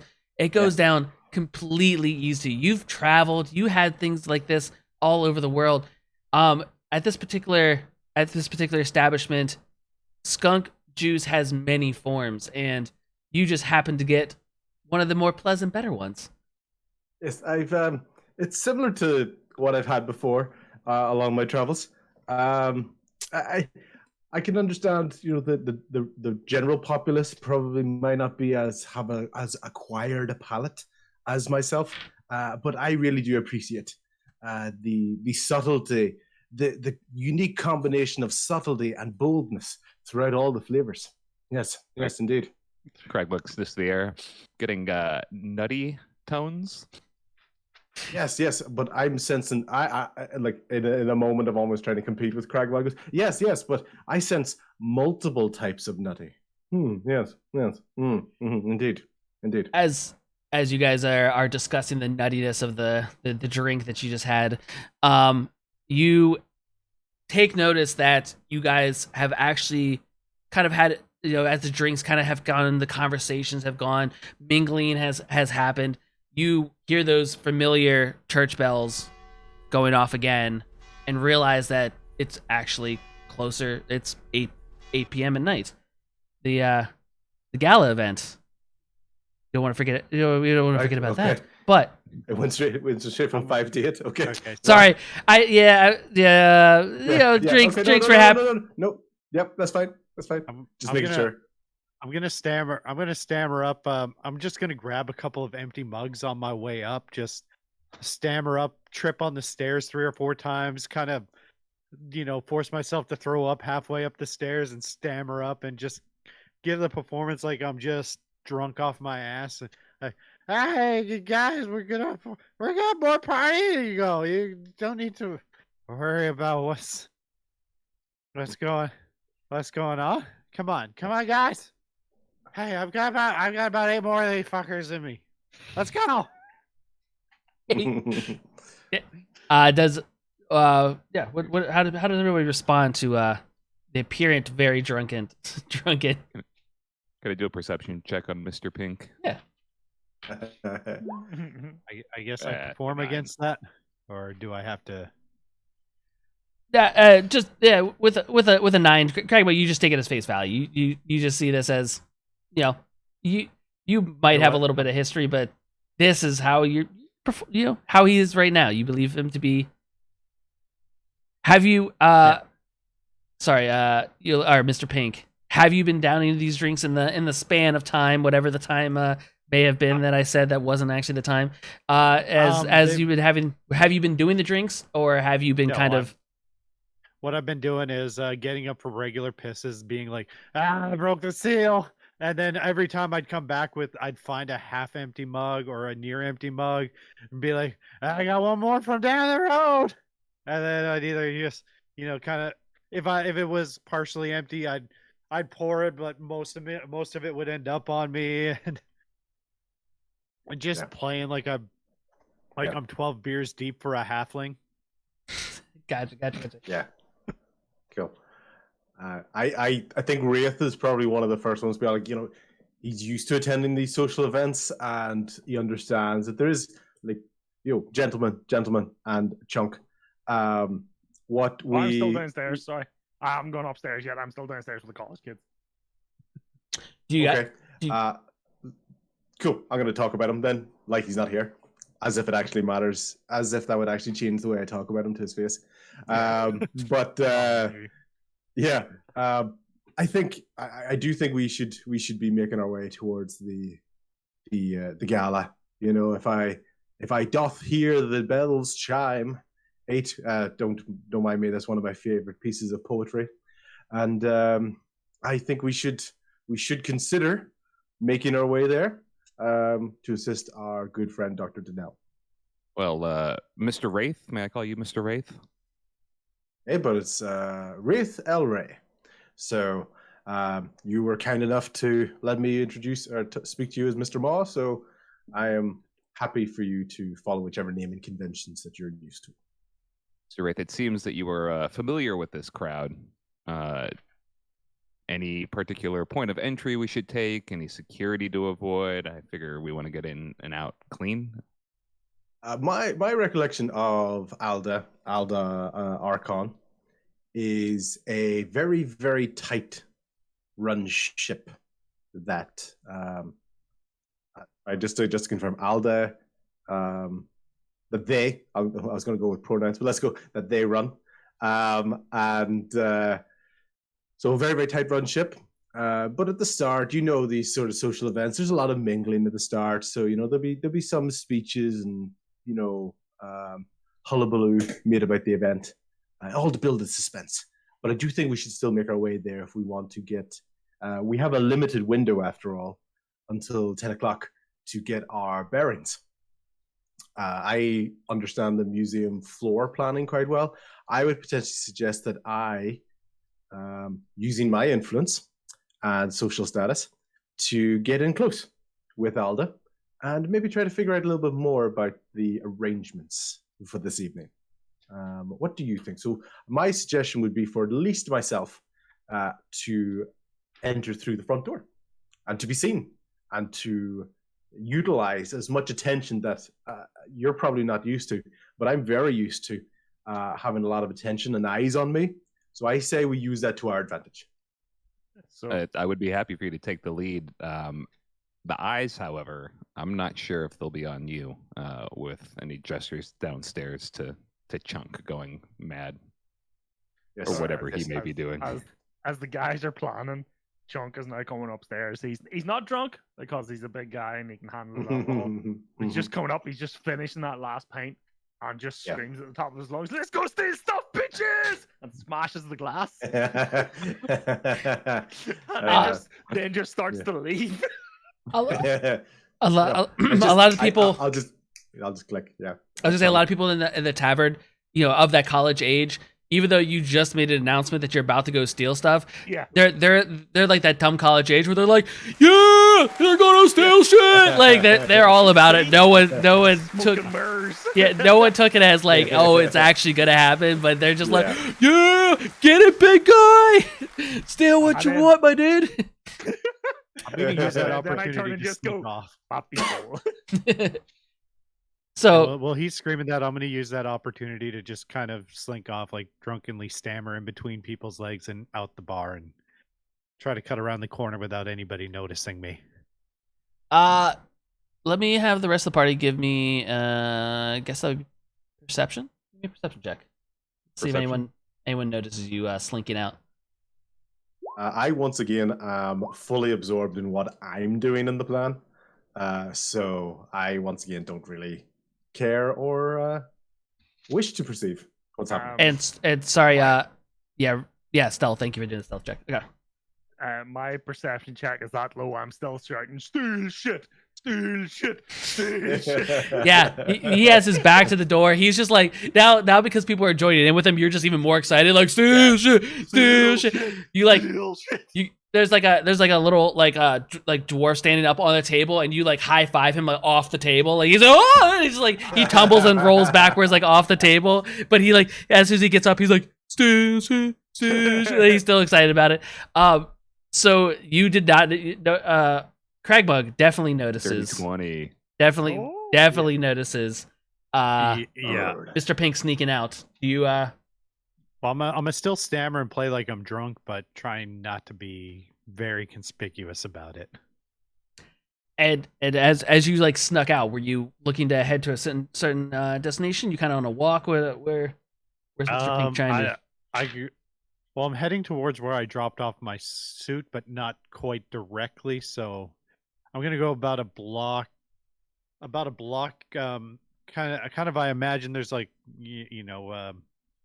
when I walk out front, is there like a intersection or anything, or is it just two ways down the street? Or So from where you guys basically came across from that Sage Quill, there's an alley on the right side of that, and then if you go another 30-40 feet down, there's another alley, both kind of cutting back that way.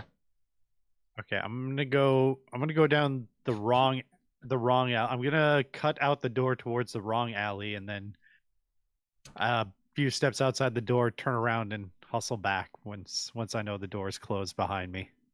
Did Crag-Mug, did you just let him go? What are you thinking as he heads out? Yeah, I'll focus more on getting to the venue so we can start making our appearances and scouting it out. Oh. Which I assume is what Raith and I are focusing on now. Where And then should I make an athletics check to try to get to my uniform changed and up to the museum before the party does? that's what I was just about to ask. Was there any discussion as far as prior to we should meet up at this time, or is it very much a you just left and no one knows where you're going kind of moment? Steal shit.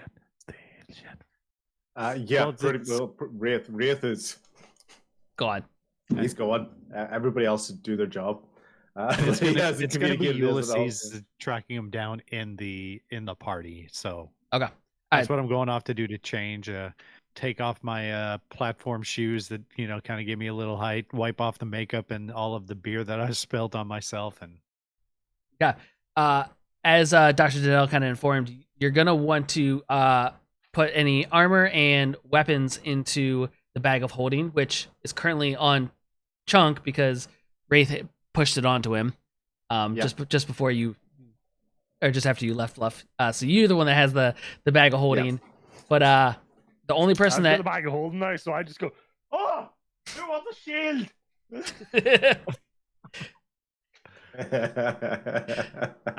so yeah, I guess fourth wall or metagaming here. Yeah, I'm gonna try to get my stuff into that before we go through the security checkpoint. Okay. At the museum. All right. Well, yep. Sounds good.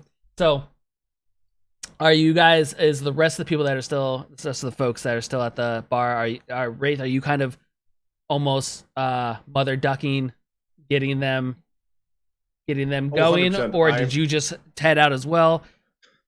No, that's it. I'm going.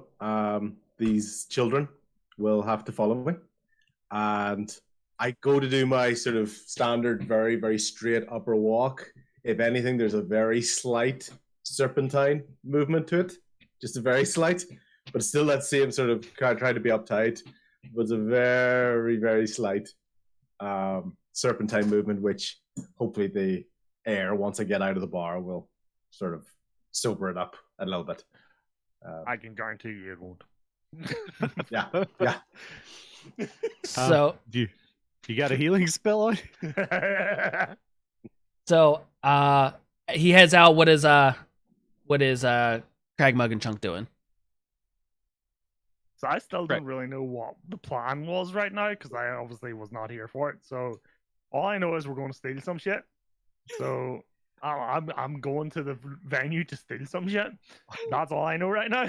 Don't worry, no further plans were made while you were gone. Yeah. It was just all Yeah. it was just all drinking. Oh, okay. There was some Okay. skunk butt rubbing Still. and skunk tail rubbing and Yeah. some drinking. Still, all I know is we're going to steal some shit, so I'm off to steal some shit. All And right, as I go downstairs, I'm still chanting it. Steal some shit. Steal some shit. And the whole crowd are behind me. they're just kind of like they're kind of giving you like slaps on the back as you're like walking between them because they they think you're just so cool now, and they're Yeah. pumping you up as you make your way kind of towards the door. And just before I go out, I go, "Who wants to come steal shit at the museum?" Why would I want to go to the museum? I'm at a tavern. Like they just kind of ignore that last thing, like, and just go back to the drinking. They were like, no, and they just go back to their drinking.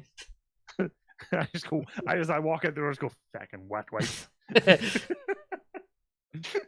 Crag-Mug follows, happy to follow Raith and let him kind of be the leader of the group, Okay, or as much of the group is. we'll kind of put it as Raith and Crag-Mug were kind of almost step in step as you guys headed out, and then just not even a half block back is Chunk making his way as well. You guys didn't. Crag-Mug noticed that Mr. Pink slipped out, but by the time you walked out the door, you guys don't have a sign of him. I'm gonna take a moment just when we're sort of walking, Yeah. just to really sort of do a little bit of that kind of small talk that we might have been doing during that sort of time at the bar. So to try to recall like what Mr. Maw's profession might have been, in terms of how he thinks we could potentially interact with this. I've talked about sort of the area that I think I'm most proficient in, from the sort of distraction, face, talking side of things.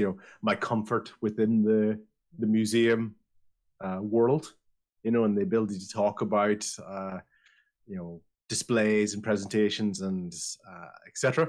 that's happening, as well as previous interactions I've had with the curator in particular, and just wondering what his thoughts are in terms of a plan. It's probably the sort of first sign of sort of slight doubt that Ray is coming across, because he's used to appreciating what's in a museum, but not actually ever coming away with anything that was in a museum. So, this side of things, it's probably sort of the first time where he's like, what would you do? I have my thoughts, but what would you do? What would you do? What do you think? Crag-Mug, he's getting excited now. This is what he came to do. You put me in front of the door, I will get us through that door. He's like, we got a lock. I'm taking care of it. You see some excitement as he's getting pumped up for a heist. This is his comfort zone. My suggestion then to Crag-Mug may be for me to take a bit of focus as I walk in. But along the way, I'm going to give maybe some indications of, as I knew where the archaeological display was, give him a bit of an idea so he has an idea of where he's going. just from a layout point of view, with the map, because I'm not. I think it's Mr. Pink has the map, so, or at least the sketching of the map from what he had before. So I'm describing it from my best recall, because I've visited a couple of times, and I have an idea where the gemstone wing is. So I'm conveying that information to Crag-Mug. I As know Mr. Pink will be there. Yeah, and almost kind of working it like this will be my alibi in a way, because I was talking to the curator. That sort of sense. And as you guys were kind of walking, are you putting on the clothing, or kind of did you guys change the outfits into the what was given to you, or?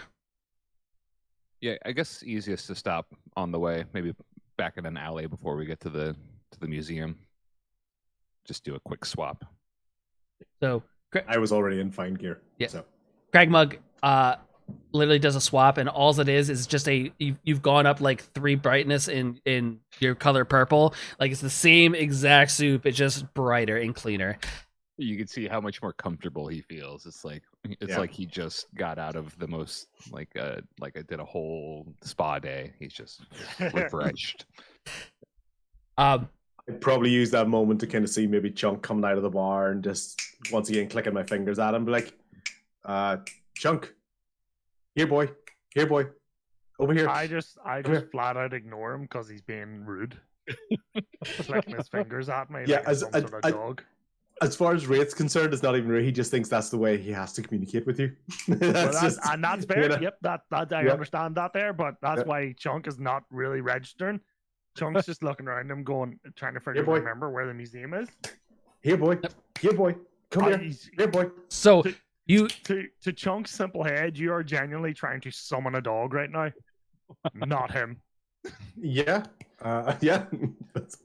What's nice about the road that you guys are going down is about 6 to 7 blocks down, you see these large marble pillars and beautiful pointed ceiling, or kind of different levels of like arch, and then like higher roof of the museum. It very much stands out. It kind of has these like big, kind of almost those spotlights out in the front, and it's really shined up for the event tonight. So you can't miss it. You guys have an exact idea of where you're heading. So with this newfound information, Chunk goes this way and just starts walking towards it.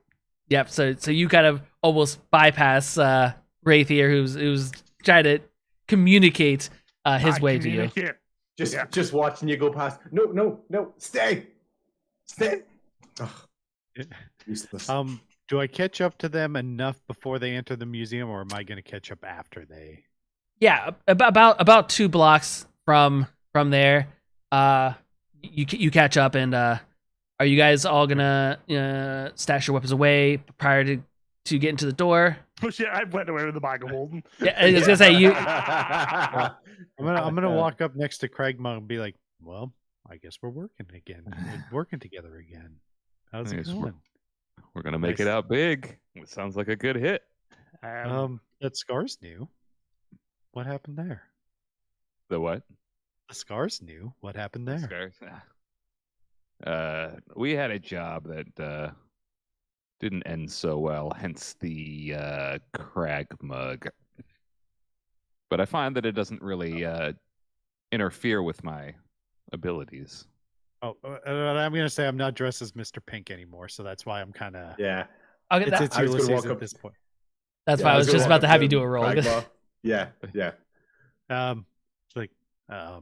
I was led to believe there was a bag of holding to hide some stuff in.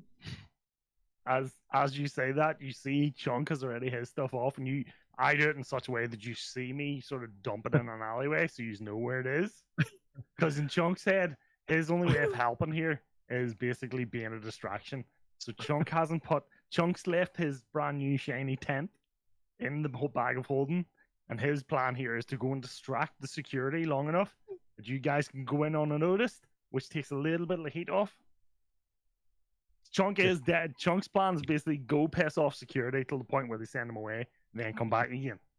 Yeah, which we don't know. Yeah. Which you So we don't have know. no, Yeah, idea, yeah, so no literally- idea what you're doing. Yeah, I'm literally. gonna- But the point is, I'm trying to get Yeah. to the museum before. I haven't told you this on purpose because you are Yeah. not. I don't have the intelligence for that. I have literally gone straight up the museum door, and my plan is to go and talk to security to let me in as I am dressed. Yeah. Plausible deniability. So should you one just of us grab that bag of holding? Okay. Or... I'm gonna walk up to Crag-Mug and go, "Are you going to introduce me to your friend here?" Mr. Raith, Mr. Pink, Mr. Pink, Mr. Oh, Raith. it's Ulysses. Ulysses It's now, Ulysses, yeah. you- He gives him a wink. Yeah. Man. Nice to meet your acquaintance, Mr. Ulysses. Yeah. Yes, This guy's the nice best to you'll meet ever you. meet.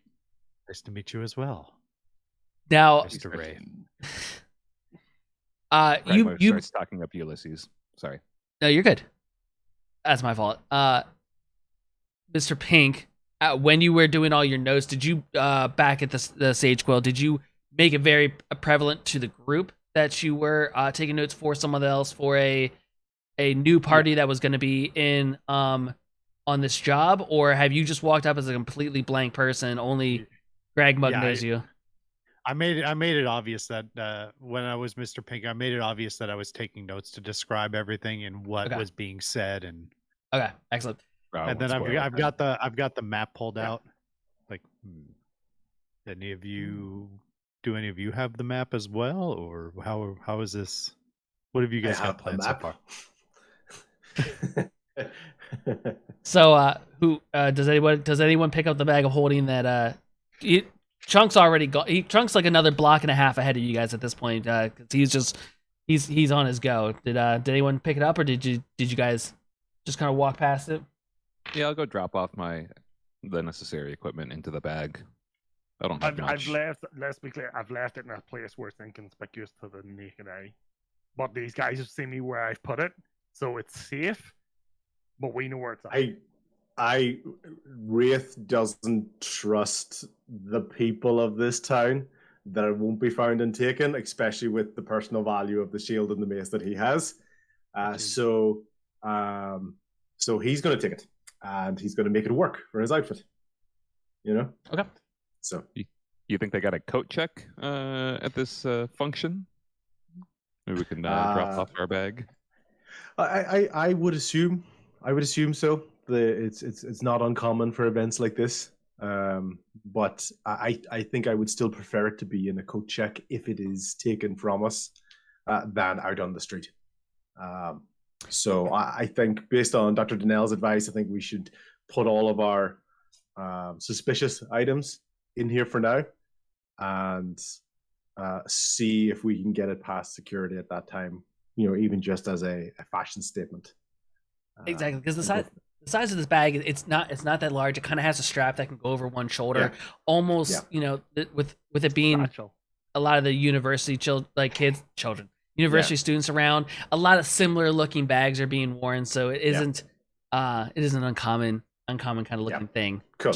You guys know the contents of it, but yeah. Cool. I also want to make sure I put my stuff in there, but because of how little I am, and I also want to, point out that also the suit that she gave me was sized for Mr. Pink, not Ulysses. So there's like a small difference. It's fitting a bit baggy. Okay. All right. I'm going to ask everybody to take a moment for a prayer to C.H.U.N.K, the god of lies, just to help us get through this evening. Crag rolls a coin on his knuckles and just kind of grins as he puts his head down to pray. Let's go. I'm just going to observe, just watch Yeah. everybody and study. I'm keep checking the big lummox running towards the museum, saying steal Walking. shit. Walking. Walk- I've okay, stopped walking. shouting "steal shit" as well. I'm just walking. Do you give any kind of speech, or is it just a kind of more of a silence, just taking a moment as a silent prayer, head down, eyes closed, assuming that everybody else is praying as well, because that's how we're going to achieve success on this night with the gods' help. Okay. You know. And just double checking who all put their weapons in and gear into the bag of holding. I kept my thieves' tools They're like strapped to my ankle. That's fine. Things like that. It's more of your weapons. I'm looking for the weapons and any bulky armor. If you guys were worried, no one's really has that. I at think the Chunk moment, still has all his stuff, but that's what I was asking. if need No, be, no, I'm I ready said to pull out his stuff. Oh, you did put it inside. into the And bag then- of holding. And then you throw. Okay. Okay. All right. So Yeah. Chunk, you as you're heading up to the museum, and everyone a couple blocks up behind, kind of soft rain starts falling. You know, has that fall weather kind of crispness to it. You walk up right to the front doors. You're not showing any signs of weapons or aggression at all. So there's No. you're allowed straight into the door. The other folks. How did I get in my change of my clothes? It's the museum. The museum's open to all people. There's just a specific section that is the gala Okay. where people need to be Apologies. Yeah. finely dressed to get Yeah. into that section. So you're allowed in. With there's Can we have the map back up on the screen? Yeah. please? If that's okay. the hand drawn one. Yeah, it's just being very strange for me in Discord. Apologies. That's all right. Thank you. Crag-Mug turns to Ulysses. Sounds like Mr. Raith over here is running interference with the curator. I'm pretty sure that big fella is going to draw some eyes. What say you and I slowly make our way to the second floor? I can get down with. I can fuck with that. Yeah, let's do that. The rest of I'm the going to reiterate to Crag-Mug my understanding of the geography so that he can convey that as well. But I think Ulysses also has the map. So, but Raith Yeah. still feels the need to give his 2 cents. So the rest of the. Go ahead. I'm sorry. Oh, sorry. I was just going to say, yeah. Of course, wanting to make sure he sees that I have the map, and if he wants to see it at any point. So as the rest of the group gets up to the museum, the same thing. You guys are all three of you are kind of more finely dressed, but again, it's open to the general public up until closing time. Which let's fix the clock. That dong you heard earlier was more around the 7 o'clock mark. Clocks are weird. So anyway, you guys walk. Sure. I see him Yeah. saying? Did I see Time him is saying not kicked in? linear. yeah. I'd like to think Chunk just heard the noise and decided he wanted to try to recreate it and managed to recreate it for one extra dong. Give me a second, hold on, I can do it. He has the power to push time. Yeah, exactly. Nice. So as you all walk in to the museum, oh, of course, it's small. Hold on. Oh no, I don't have to do it like that. I'm going to be getting rid of your map for a second, Fluff. Sorry. That's good. If you've got a non-hand drawn map, that's okay. Any map at all to just help me get my bearings. But it would kind of make sense as well that you don't remember the map because you don't have one. So Yeah, exactly. So you guys come down this kind of large staircase. This beautiful red carpet going down the Have you completely hidden from me? No, it's in the Discord. So as you guys walk in to the main entrance, the floors are all marble.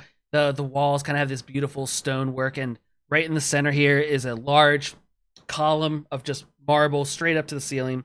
Ceilings are like 30 feet high, and it's somewhat bustling in here for a museum. There's a lot of people in just regular outfits, just kind of milling around. You notice at the bottom of the stairs, there's this front desk with someone sitting behind, and she kind of gives you a welcome to the museum here. Sorry, lost my thing.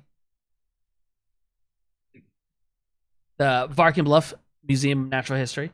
She welcomes you on in, and Craig's Chunk, since you got there kind of first. She says there's many areas in here for you all to check out. There's beautiful plants. There's all kinds of amazing recreated dinosaurs or creatures of the past.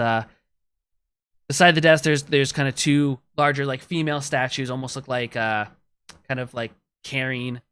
Not so much a nurse, but they have a very gentle design to them, but no real chiseled details to it. So you can tell it's a woman. You can kind of see the face of it, and it's We've got movement happening on your stream again.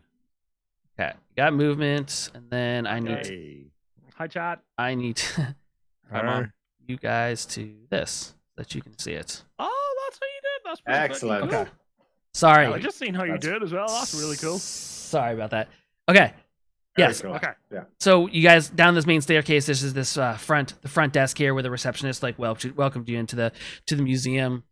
My other stuff back up real quick. Okay. These are the two statues that I mentioned that you can tell that they're females, but they don't have very chiseled like specific. It's just like they have their arms open, almost in kind of like an embracing hug, or if they would be given a speech. These four are just different. I just went blank for the word. Presentations. What's it called in a museum? Displays. Thank you. 4 different displays of things that can be found throughout the museum in different sections. One has more of like shrubbery and older plants, some fossils, some different stones. There's 2 kind of gift shops back here in the back corner.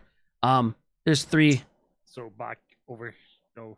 Yeah. There, just back. Oh my God! Give me the arrows. Here and here. Yeah. Bro. Yeah. 'Cause Yep. I can't see your.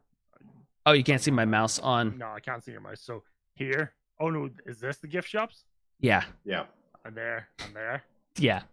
Yeah. I think I The can. arrows. I like the arrows. There we go. I can ping. Can you see the ping? You can ping. Yep. Class. Okay. Yep. So these are gift Yep. shops. Okay. Okay. All right. So there's these 2 gift shops back here in the further back, and then there's a beautiful like large staircase that kind of like goes outward as it gets wider as it goes up towards the second floor. There's also a couple doors that are closed and locked over on the right on the east side, and then these hallways go into more sections of, or more exhibit sections of the museum. Okay. So, go ahead, Chuck. Sorry, I thought you were about to say something. Yep. Yep. No, I just said okay. Yep. So, Chunk, you kind of walk in. It's okay if you go first. Yeah. Yeah, you kind of walked in. The person said, have a wonderful time looking around the museum. You do notice that there's kind of like a sign that says Murkmire Stone. Excuse me. Murkmire Stone Gala up on the second floor, and it kind of has like an arrow pointing towards the large staircase. So all Chunk knows is that there's gala here. He's not even really sure what we're stealing, because he completely zoned out. He just was told he had to go steal something. So because he knows there's gala upstairs, that he's kind of going, is that where it's at? Is it here? Is it there? It's upstairs. I think it's up. We go upstairs. So Chunk just makes the beeline to go upstairs. And as you get onto the other side of the we'll call this the main room here, the rest of the group gets just down the stairs, and you're taking in the museum as well. You guys notice the sign that says Murkmire Stone, second floor. You do notice there's 2 guards kind of just roaming around on this floor, but not necessarily deeply paying attention to anybody. Okay. I'm going to kind of give one last knowing look to Crag-Mug before we walk in, and then walk away from him. So very much from the idea that we are separate. So I'm going to play off the idea that we are separate. We're not together.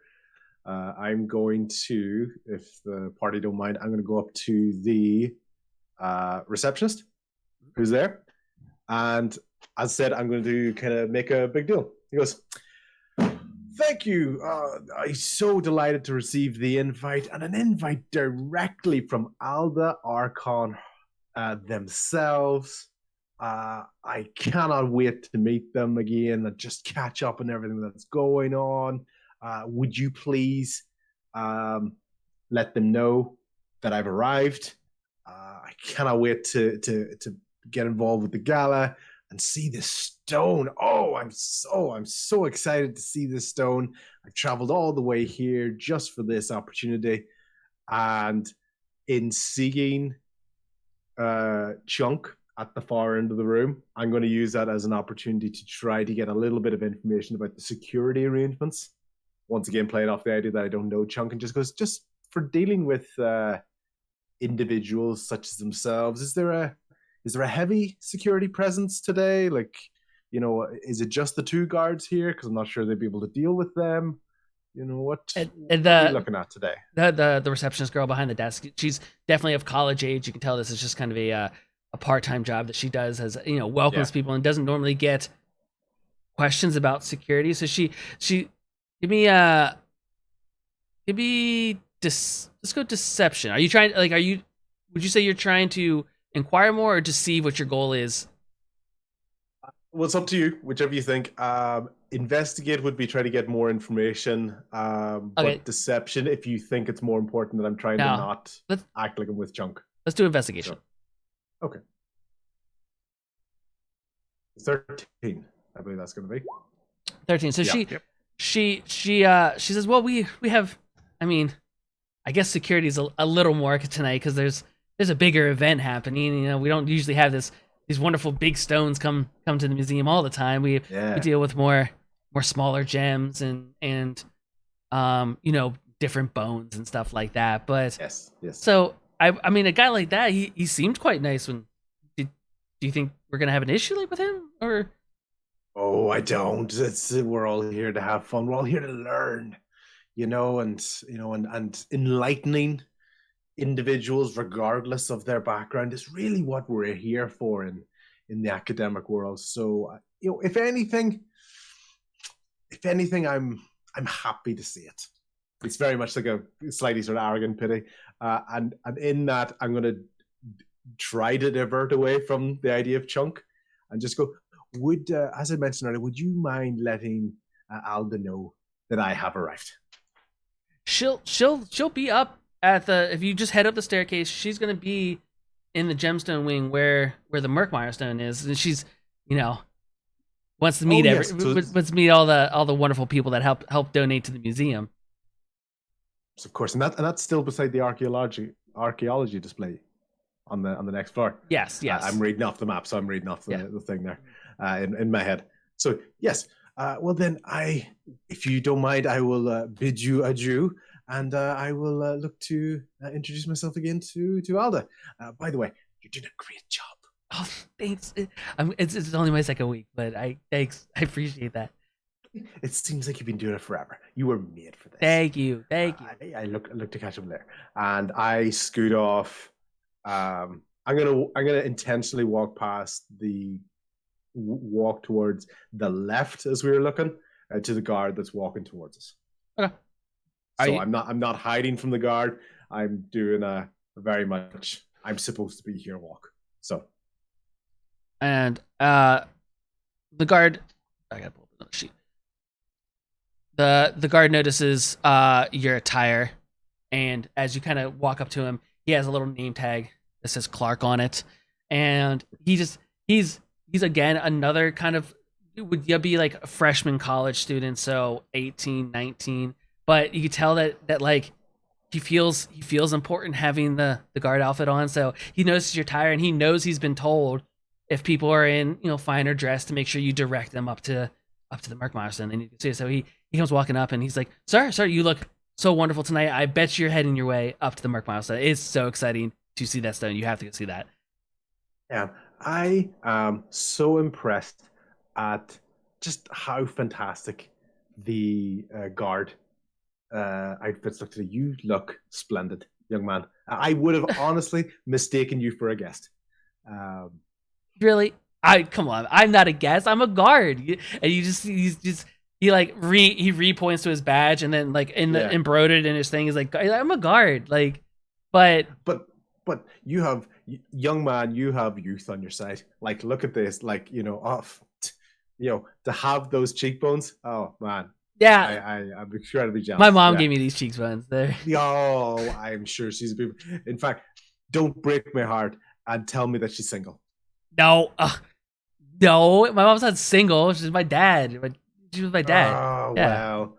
I'm going to take this broken heart, and I'm going to make my way, and I'm going to introduce myself to Alda. And Clark, just so you know, I'm going to put in a great word for you. You would do that? That'd be so good. Because I'm like, I want to be able to keep working this like over the summer, like when school's out and stuff. But like, I wasn't sure. Alda's kind of, she's a little serious, so I'm never really sure. You keep it up, Alda. You keep it up, Clark. I'm gonna make sure Alden knows. We are on first name basis, by the way. So you know. And he just kind of like nods, and as he walks by, he has like a little extra like pep in his step. He's like, oh, also like yeah. Cool. Crag-Mug and Ulysses. I almost said Mr. Pink again. My brain needs to switch over to a completely different Right, 'cause I person. made this easy. Yeah, exactly. And 5 names in one name. But anyway, so what do you two do as you kind of come into the museum? Well, as I walk around, I'm trying to notice the guards. Are there all the guards like college age? No, Do they all look college age like Clark there, or no. Clark definitely is, as I mentioned, kind of like younger, early freshman year student. This other person over here, where did my sheet just go? Oh, found it. No, I didn't. Fuck. Sorry. No, let's just go with they are of different ages. There's older gentlemen, older women, like middle-aged, and varying degrees of 30s, 20s, and college. So different ages and yeah, backgrounds. yes. Nice.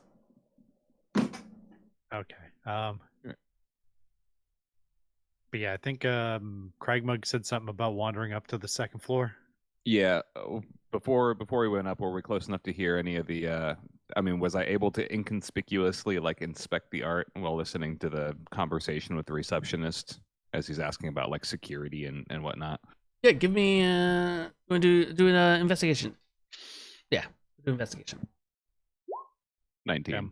Okay, yeah, you definitely heard the conversation that Raith had, and as you were doing that very I'm looking at what this says, but not reading any of the words. Your ears are just full on alert.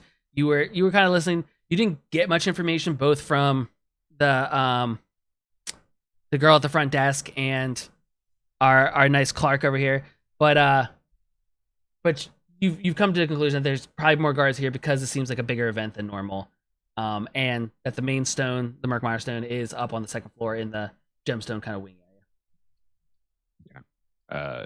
The Crag-Mug is gonna kind of stay close to Ulysses, but eventually make his way upstairs. He wants to keep an eye on people, but not look like he's with them.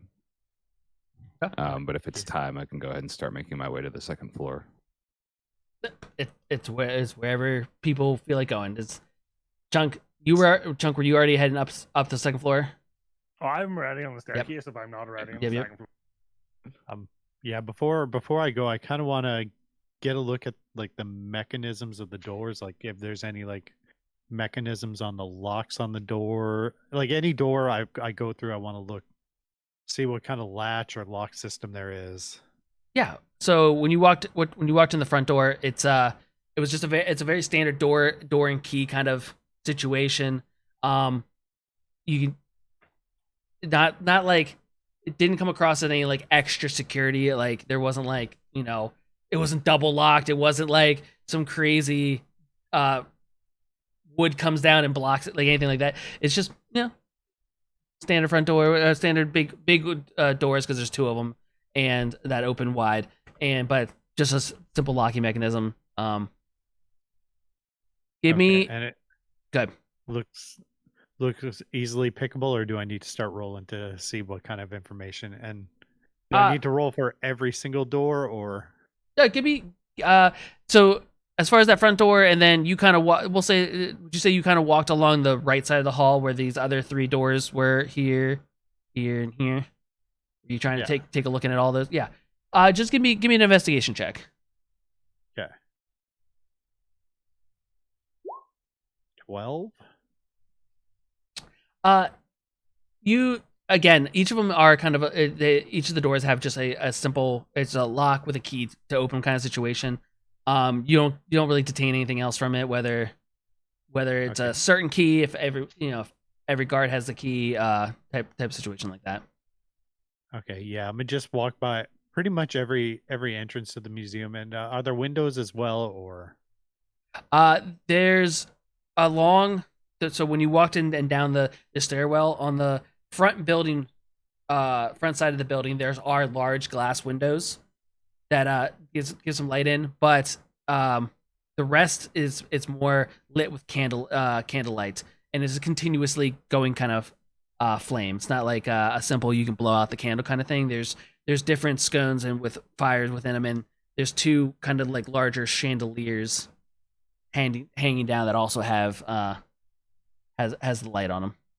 Okay, and the windows basically one pane doesn't open or anything No, like that. no. One big pane doesn't open. Okay. Nah, it's not. None of them are like open windows. It's definitely more of an artistic kind of look to make the front of the building stand out and be looking Okay, nice. And then I want to get a good look at the gift shop just to see if I can pull a national treasure there. Yeah, you would Any decoys or anything from the gift shop. So as you walk towards the back of this main room, there's two gift shops. There's the archaeologist spade is the name of one, and the historian's gifts. The historian gifts we'll say is on the right and on the left. And you notice it's the kind of museum gear where like all the clothing has the Varkenbluff Museum of Natural History stamped on it. There's like some notebooks. There's just simple gift type things in the historian's gifts, and in I gotta say this word again, the archaeologist spade. I still said it wrong. It's more like small replicas of like tools used to go out on these big digs. So there's like little spades and like pickaxes and like there's little dusters that you can dust the bones off. It's like, and it has like these little sets for like kids and stuff. So very much two gift shops to try to get people to spend their money before they leave the museum. Can I buy a duster for how much would a duster cost me? 12 million gold. No, just kidding. Yeah. It's 5 gold for the little duster. No, 2 gold. Okay. 2 gold. 2 gold for the little duster. Any of the clothing's 5. Okay, I'm just gonna pick up a little duster and pocket it. Okay. Do a sleight of hands. Well, no, I'm gonna buy it. So oh, okay. I thought you were walking in and you were trying to just pocket it. So okay, so you walk up and for 2 gold you purchase from the person. She tells you, "Have a wonderful day." And if you didn't get a chance, go check out the nice event they have up there, because I'm too busy working down here to get to it. But you should go enjoy it. Thank you. I literally thought you just pocketed it. Yeah. No. Everybody saw that sleight of hand roll going wrong. Yeah. Yeah. Wee. Okay. No. I could see where just getting a little duster at this point could put me. That'd be way too much trouble. And then from there, I'm just going to wander upstairs separate from Crag-Mug. Okay. So as everyone at their own pace kind of makes their way up this grand staircase, we head up towards the second floor here. Make sure I do this the right way. Excuse me. Ooh.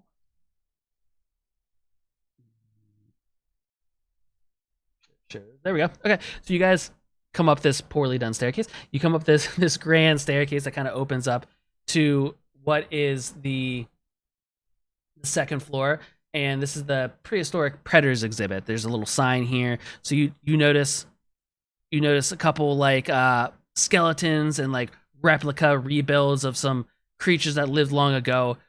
But give me so in the center there's a Allosaurus, which is this giant dinosaur. Can I bring this right on here? You guys see that? Nice. Yeah. So this right in the center. Let me move it over. On this platform, even though this is bones here, it's like a perfect dried preserved replica of an Allosaurus if you does anyone want to go check out the give me an investigation on like as anybody that came up. Yeah, anybody that wants to. Sorry. Investigation or history. I'm gonna go for a history check, but same sort of thing. Just no. 11. 9. 19. Reference for me.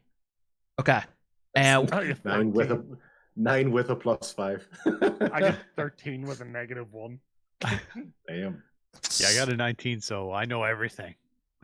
Oh yeah, like Know nothing, Jon Snow. this dinosaur or the Allosaurus that it's perfectly replica, but like you can tell like because as soon as it comes you come up the stairs, Ulysses, it kind of comes to life in a very robotic way, and it's like he lets out this huge roar and kind of gives these like animatronic like motion type things, and then it goes back into a still, and you kind of have this recognition that it almost seems like it's like a timed thing. Every so often, as a spectacle, it does this kind of interesting movement to really wow the people as they come up.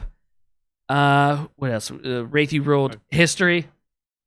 It's a dinosaur. It's a nice replica. It obviously it's, even though it has like a preserved look to it, it doesn't immediately recognize to you as it's going to move.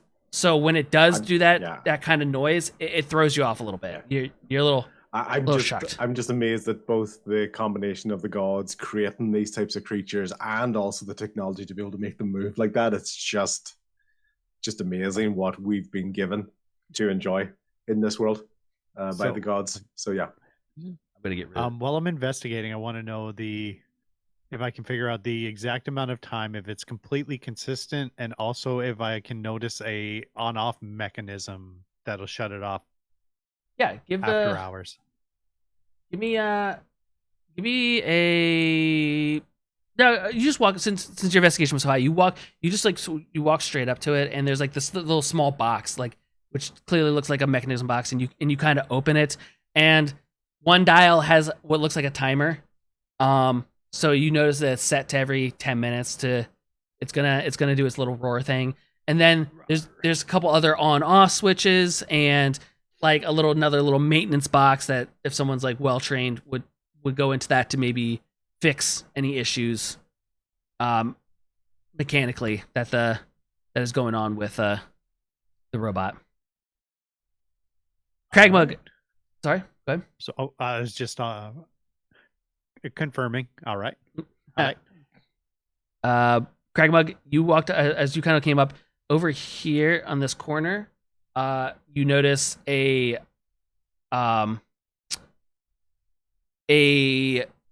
what's called a satyr, like it's kind of like a half horse, half man creature.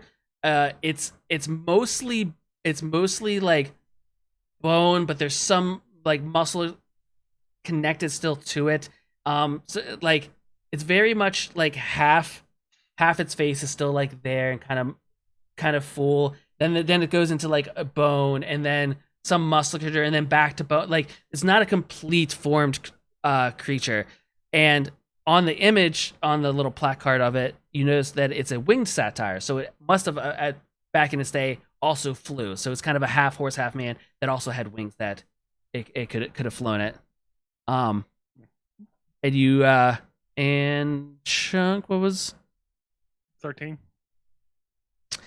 C.H.U.N.K, you came up and noticed kind of the same thing as the big dinosaur, but you definitely take notice of this person that is standing by this large wooden door over here. Miriam, the way she's standing, she's very hands behind her back, very in a what you would kind of recognize as a soldier like stance. Yep. And she's very much scanning the room, just looking for anything that might be off or different, or anything that she needs to handle or react to. Right beside her is another big poster that says Murkmire Stone, and literally is pointing into the room. The Murkmire Stone Gala, right this way, is on the other side. We'll say right on the other side of the door here. Definitely not as suspicious 8'1" Goliath. Nope, not at all. Exactly. Yep. Yep. So as you all kind of come up to the staircase, make sure that my stream can see this. Sorry.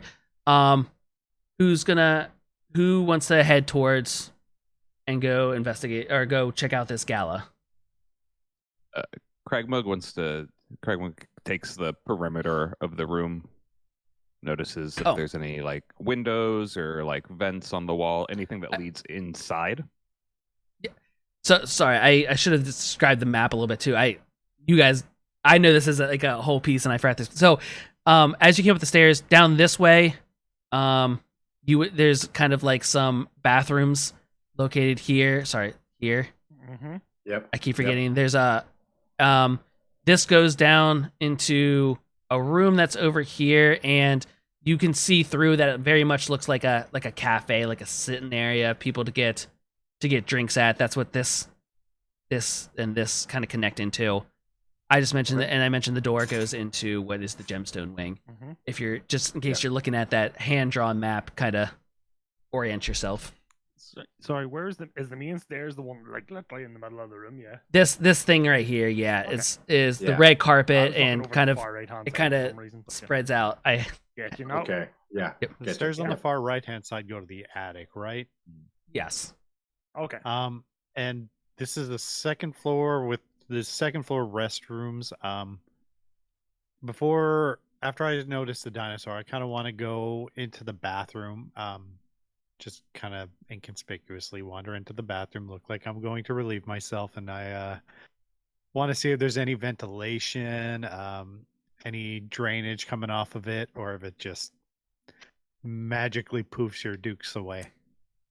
Yeah, so it's definitely as you like go in and you close the door, it's a very, very simple bathroom. There's a little sink to wash your hands at. There is the toilet with and it's not like our known porcelain toilets. It's more of kind of like a hole in a like a platform with a hole, and if you look down into it, you can't see. So there is a mechanism that you would understand that when flushed, another door would open to discard it to other locations. But there's no windows, there's no venting in this little stall.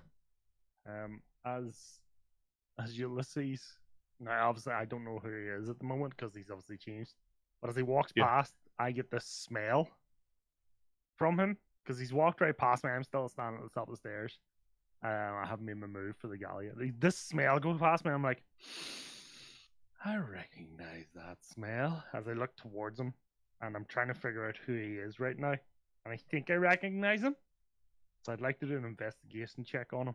Yeah, go ahead. Yeah, right. Okay, there's a reason why. Investigation. Watch this go horribly wrong.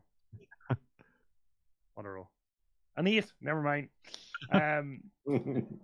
So I recognize the smell. I did try to wash myself. I did mention that I tried to wash myself, so I guess you wouldn't get the full extent of it. Pro ex-college drinker here and notices the smells of book.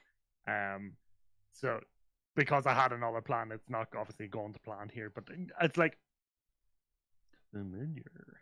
So yeah, so you notice a similar stature, and the clothes, even though he's nicely dressed, they hang up just a little bit, like they're just a little loose in the shoulders and kind of like around the waist that doesn't quite fit him, and you kind of do that thing of like, because you're seeing him walk away from you behind as he's heading down that hallway, that you just kind of like, is that because that's not what he's wearing when.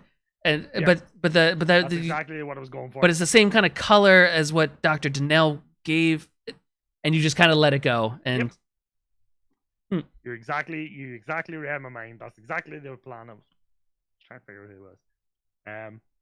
But after that, I kind of now in the mindset of right, I'm like, okay, what fuck this? We're stealing. I'm saying that to myself, so I just try and make my way into the gala now. Sorry, I just noticed something I think broke on the stream. I'm sorry if that thing's not working. No, everything's fine. It worked. Did it work? Okay, cool. Yeah, it popped up the character sheet. Thanks. So, he heads out of the bathroom. You said you're heading. Where were you heading towards, Chunk? I'm going into the gala. I'm making a move into the gala now. Yep. As you approach, Miriam here. She was in a very soldier-like stance. Steps in front of you and whoa! This is fine dress events. You're welcome to check out the rest of the museum, but it's it's kind of a upper event here. And I just I'm look gonna at her take that and go, moment. I'm gonna take that moment just before Chunk says something, because that's where Raith is going as well, and Raith is gonna take a moment to go, Chunk. I told you to wait for me. It's just I apologize for my friend here. We are actually here on behalf of Alda Archon. We have a love-hate banter about us. Don't worry about him. seriously, hate. He's actually my guard for the day. Apologies, I didn't have time. As you can imagine, the money required to afford him fancy gear, this is kind of the fanciest that his kind have. I'm So standing right here, man. I know. I'm trying to make sure that she doesn't say something culturally inappropriate, which could lead to a complaint from Alda. You know, I know we're all different physical sizes. Like, stop me. Yeah, but I have a reputation to maintain as a guest of I Alda don't care. Archons. And if you don't stop talking, I'm gonna have you fired. And Fired. going to, I'm just gonna say that too. Go ahead and give me a persuasion check.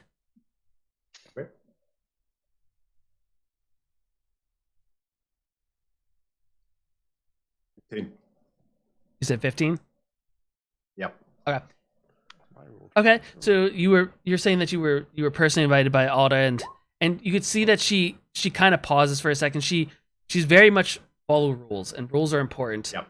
But with you name dropping Alda and everything, she pauses for a second, and she's like, well, okay, he can be inside the door, but I can't have him mingling with everybody. He can stand guard at the door like I am on this side, but on the other side to keep an eye on you. But please don't let him go talk to anybody. You understand? Like, I will.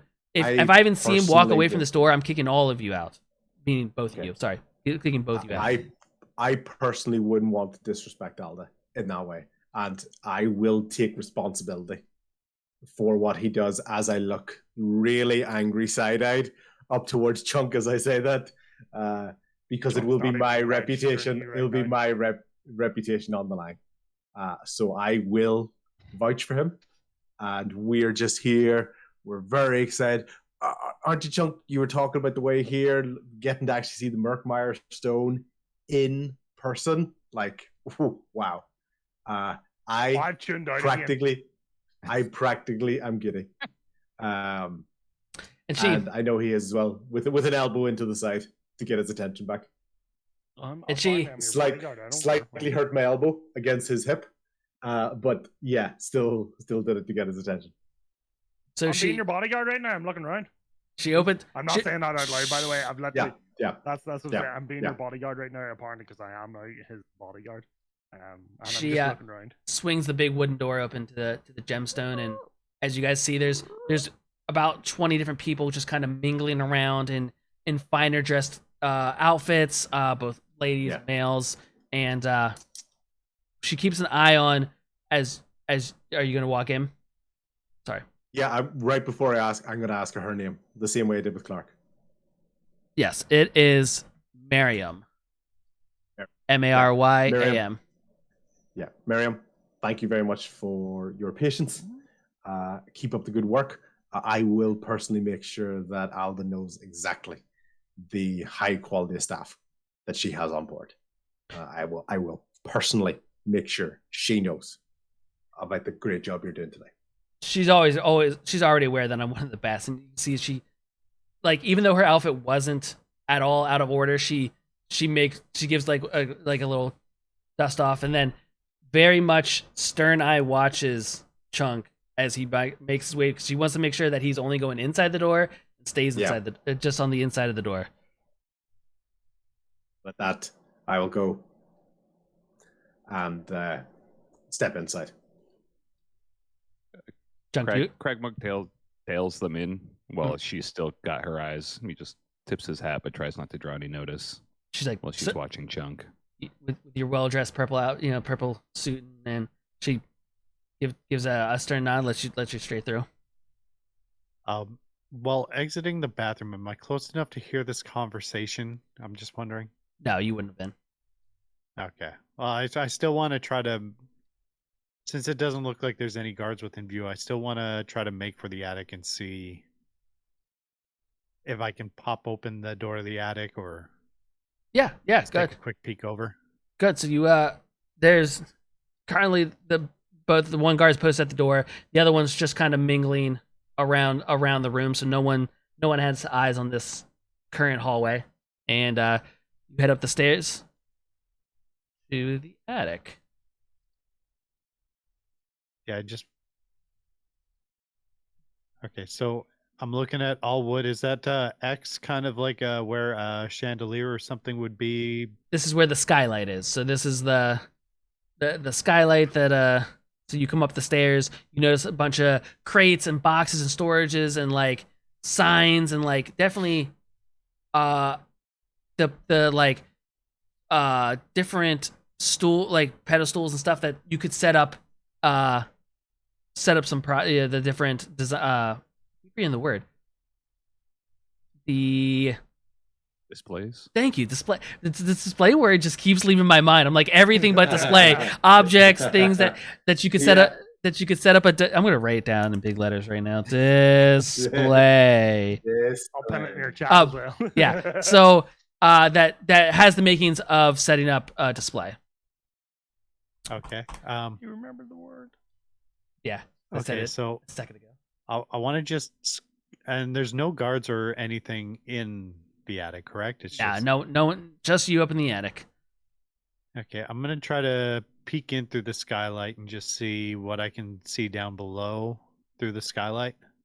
Okay. And also get a feeling of the integrity of the skylight. Like, is it like plate glass, like it'll break if I decide to throw a bigger fella through it, or if it's like support. So as you go ahead and do give me an investigation check. Okay.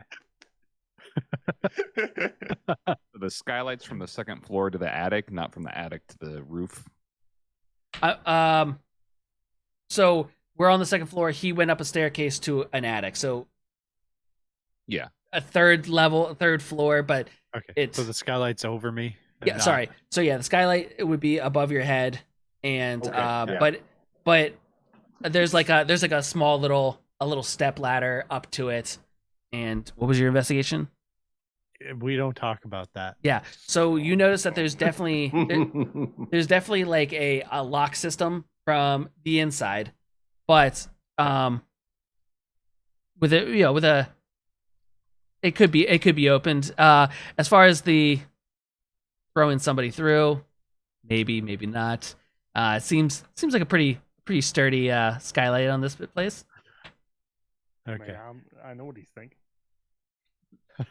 And then yeah, from there I just want to check out the floor of the attic, see any potential weaknesses or anything where there might be signs of something heavy hanging on it from below, like a chandelier or a large banner or something putting stress on the attic floor ceiling or the second floor ceiling attic floor.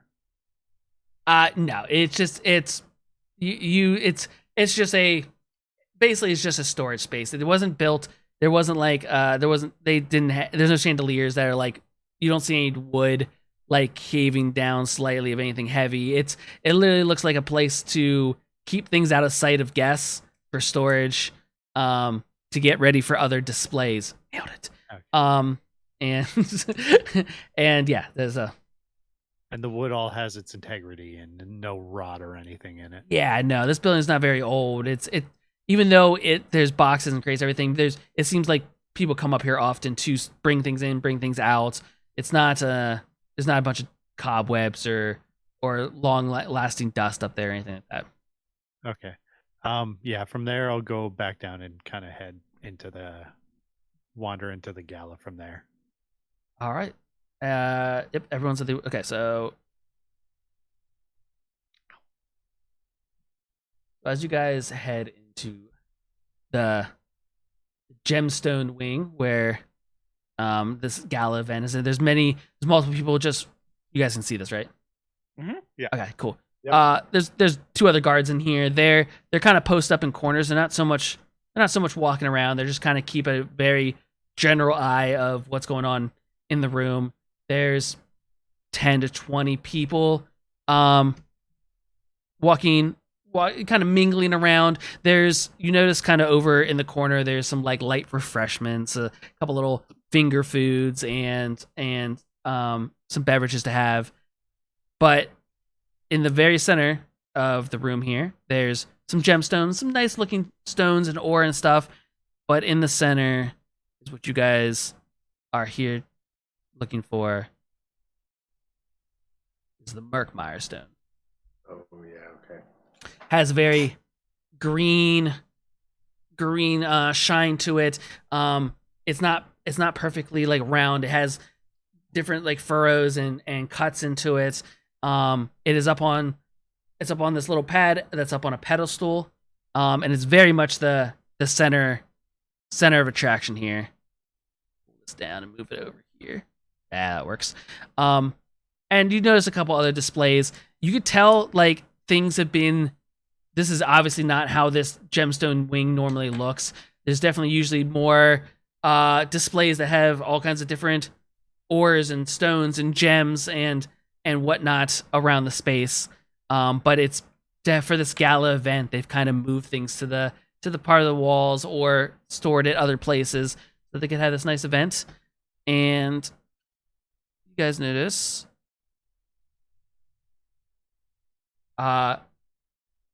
Sorry, Raith, you would notice this as Yep. Alda Arkham.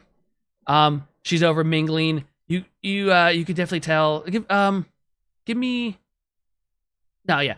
So you can tell that she's like, she has that fake, like, about her that she's like, ooh, you look rich. I'm giving you my attention as she's talking to a group of people over here that she's, and she's doing the fake laugh, like, yeah, that's amazing. Yeah, the Murkmire Stone. I know isn't it just beautiful? And you guys kind of just notice her doing her mingling type thing around the space. Cool. I kind of want to wander up to Crag-Mug and just, as I'm walking by, like, I can distract her if you want to see what's in her pockets. Yeah. I'm sorry. Crag-Mug looks very tempted. He looks back and forth between Alda and the stone. This is the stone right here in this center of this. Yep. The very centerpiece here. Raith is making a beeline towards her anyway. So regardless of what these guys do, Raith is going straight to her. He's making a big deal. He's like, Alda, hi. Almost kind of putting as much of the pomp and he can absolutely rival her fakeness. Okay. In terms of smile and mannerism. And this is just the way you act at sort of social gatherings and networking events and along that sort of line. So making a beeline straight for Alda. He says, looks like the distraction beat you there. Yeah, but I'm thinking keys, plans. Yeah. When I approach, Crag-Mug will approach the stone displays and just see how it looks like it's secured. Is there like a glass box over it, and is there a lock, or what's the deal? So you're, why don't do this? Did I miss that? No. Let's just make this. Let's do this. I'm gonna bring your characters in. You guys can move them. We can get you guys moving around. I already know Raith is heading that direction. Crag-Mug, Ulysses. But just make a circle around so it doesn't look too suspicious. Raith has tried to have it that Alda's back is to the stone. That's why he walked over to that side. Okay. All right. Excellent. And you said you wanted to do. Sorry. Let's get back to Crag-Mug. What were you planning on doing?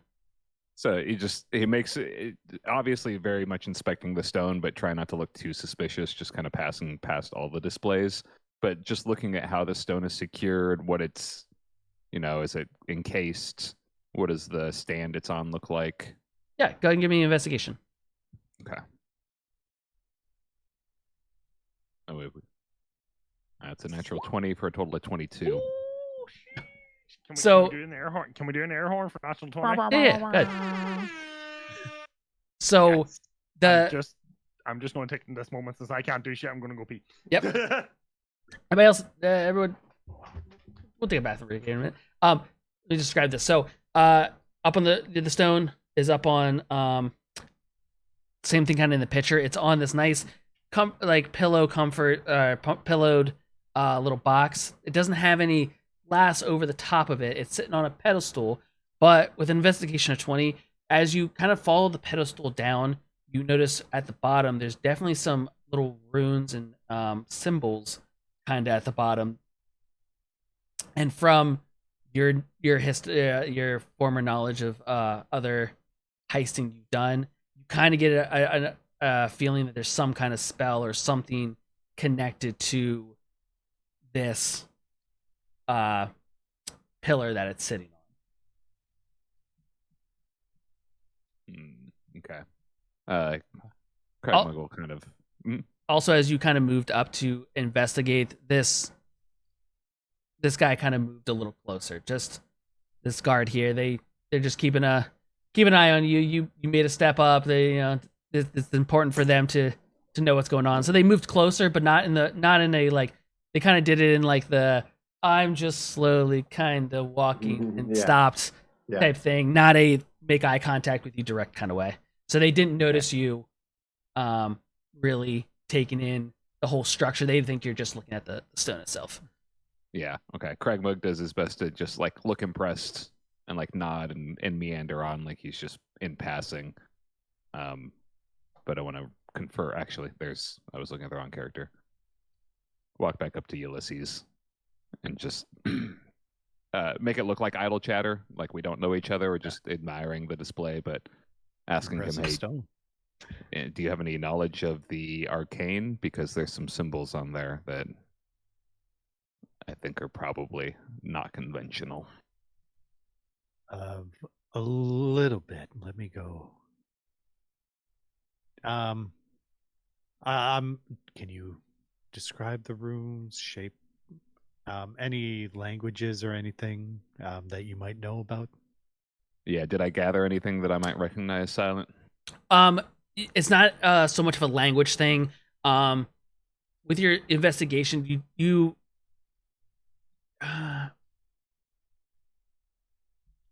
is he able to kind of jot them down or kind of? I don't think do you have yeah, I mean, he would be able to replicate the couple symbols that he saw. There's only 4 or 5 like on the base, like, and it was kind of etched into like the base of the pillar that was holding the stone. Yeah, I have a forgery kit, so I assume I can just sketch these out real quick. Yeah. And it's the stand is marble, right? Or I can I can tell if it's marble or whatnot. Yeah. I'm just gonna wonder, like say to Crag-Mug, wonder if I kind of casually wandered by and if I could damage the runes with a hammer and if that might help our situation. So I've got my Smithy's kit. So if I could just I guess would I need to do an Arcana check or anything just to see if damaging the runes would negate the spell or anything, or yeah, go ahead. Would that be something I know already? Since he drew out the what he saw as far as the runes, go ahead and either one of you can, or both of you can, if you want, can give Arcana check. Okay. Could I? Oh. Oof. All right. Yeah, it's a 3 and a. Yeah, you definitely think they're probably magical. What why would they be on a stone? You're not sure, but they're definitely there. I'm going to kind of put the suggestion out there as something to think about. Like, I've got my hammer here. I could try to damage the runes to see if that help us later, but we need a distraction. And Yeah, we'll flip over I mean- to Raith here, who's speaking to Alda. What do you say as she's kind of in the middle of a conversation with? As far as I'm just making a big deal, it's like Alda, like just completely ignoring anyone else that's chatting to her. I'm just going in. I just Alda, come here. Miss Archon. Tell me. Thank you so much for the invite. You honestly, I have been giddy to get to this exhibition. It's wonderful to have you. And were you persuade or did you try and go in for were you going for a hug kind of thing?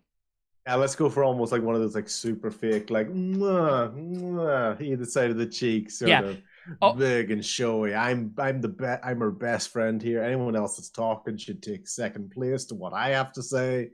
Yes. She very much kind of the same vibe you had with the dirty little kid.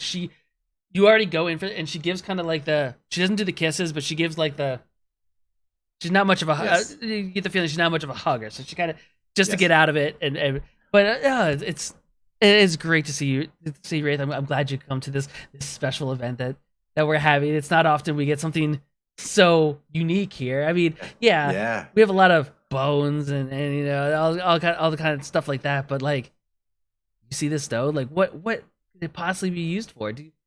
With your knowledge, maybe you think this was given to us in a special way for something? Well, first of all, we should all thank the gods anyway for bringing this into our presence. It is just a spectacular piece. Even on my travels here, I was talking to some of the other curators in nearby towns, and I just want you to know, Alda, they are extremely jealous of your display. I know I heard rumors of some other like bids coming in to take this, but just your offer was so spectacular. We had to have it. I mean, yeah. look at the uniqueness I was of it. wondering I was actually wondering if I could speak to you privately off to the side, just of a slight sort of different business matter that I had, just kind of taking a lead from the excellent exhibition that you've got going on at the moment. So I was wondering if you had a moment, if I could speak with you privately. Like what kind of business were you thinking of? Or to be honest, I just want to be able to take your lead on my own exhibition that I'm looking to organize, and I kind of wanted to pick your brain on that. Give me persuasion to see if she walks away for a minute with you or not. 15. She really wants. You could tell that she wants to listen to what you have to say, and she kind of takes just a couple steps to almost like the center area of the room, but definitely not leaving the room because there's so many wonderful donators here that she needs to still go speak to. So, but go ahead. It's a business matter. So let's kind of keep this between you and I, by the way, Alda.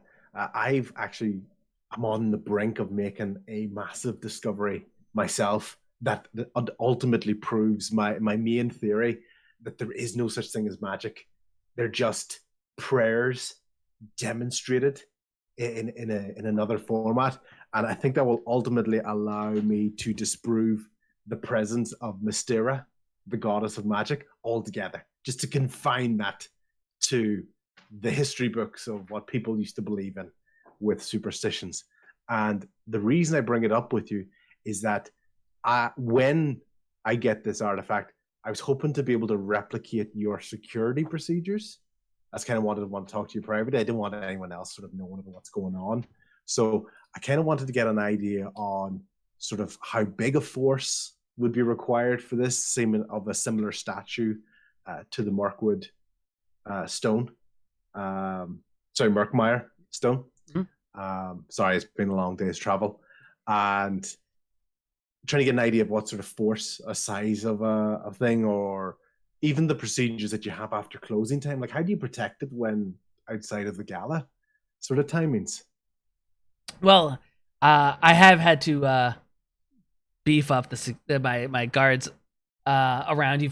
Yeah. Usually we only have a handful, but with this special event and our big first time showing it to the whole public tomorrow. And we've had to add a couple guards to just keep things on the up and up, Yeah. But I personally was introduced to Miriam and Clark, by the way. Fantastic. An absolute credit to you as a curator. Miriam, they've done that. Yeah. you can tell she's like Miriam's wonderful.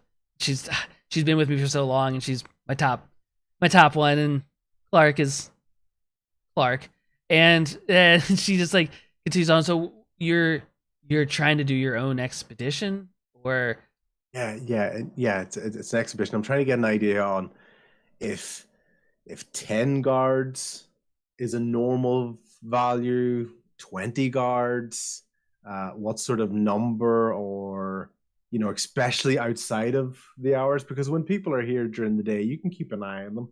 But how do you keep motivated, guards even outside of exhibition hours? Just trying to get an idea, because that's probably the bit that confuses me the most. Well, I mean, I'm not gonna divulge into what happens at night, because I usually let Miriam as the top guard kind of handle it. Okay. I don't do night shifts anymore. I'm getting too old for that. But we staff it and we patrol to just make sure that you don't have after hours, that no one snuck in and get in here. If we do have issues, then we do contact authorities as well to get more people in here. But no one's coming in here to steal bones, so we usually don't have too many problems. Yeah, that's okay. I won't keep you too long. I know there's a lot of donators here, so it's more of an idea of is it similar numbers? Do you keep people on the perimeter? Because it's a pretty unique physical location that I'm hoping to exhibit in. And to be honest, the Varkenbluff Museum is a pretty unique and beautiful building in itself. So thank you. Just to be honest, I'm just trying to follow your lead. I'm just it looks like it's going spectacularly, and I just want to basically copy. It's just an admirable operation that you've got going on here. You gotta any help at all would be greatly appreciated. Give me let's see, what you did perception before, right? No, I think no persuasion. You did. Oh, sorry, no, I did perception. Oh, sorry, I think I must have. That's right. I think perception. Yeah, you bet for persuasion. Okay. Give me another persuasion check. You got her over to the space to have the conversation, and now that you're indulging 14. Deeper. Yeah, I would say just the best thing for you to do is always find that top guard, and usually they listen to you, and the rest of the guards listen to them, and we tend to have a few mingle down, or few roam on the first floor and the second floor, just intermittently every 10 minutes. They'll do a sweep of their area, but once you get your own thing up and started, we can talk bigger details. But I really got to be going, and she kind of sees her way away from the conversation to go get more. And I give her my sort of. She just smiles and wish her luck with their exhibition. She smiles, give me a quick perception check.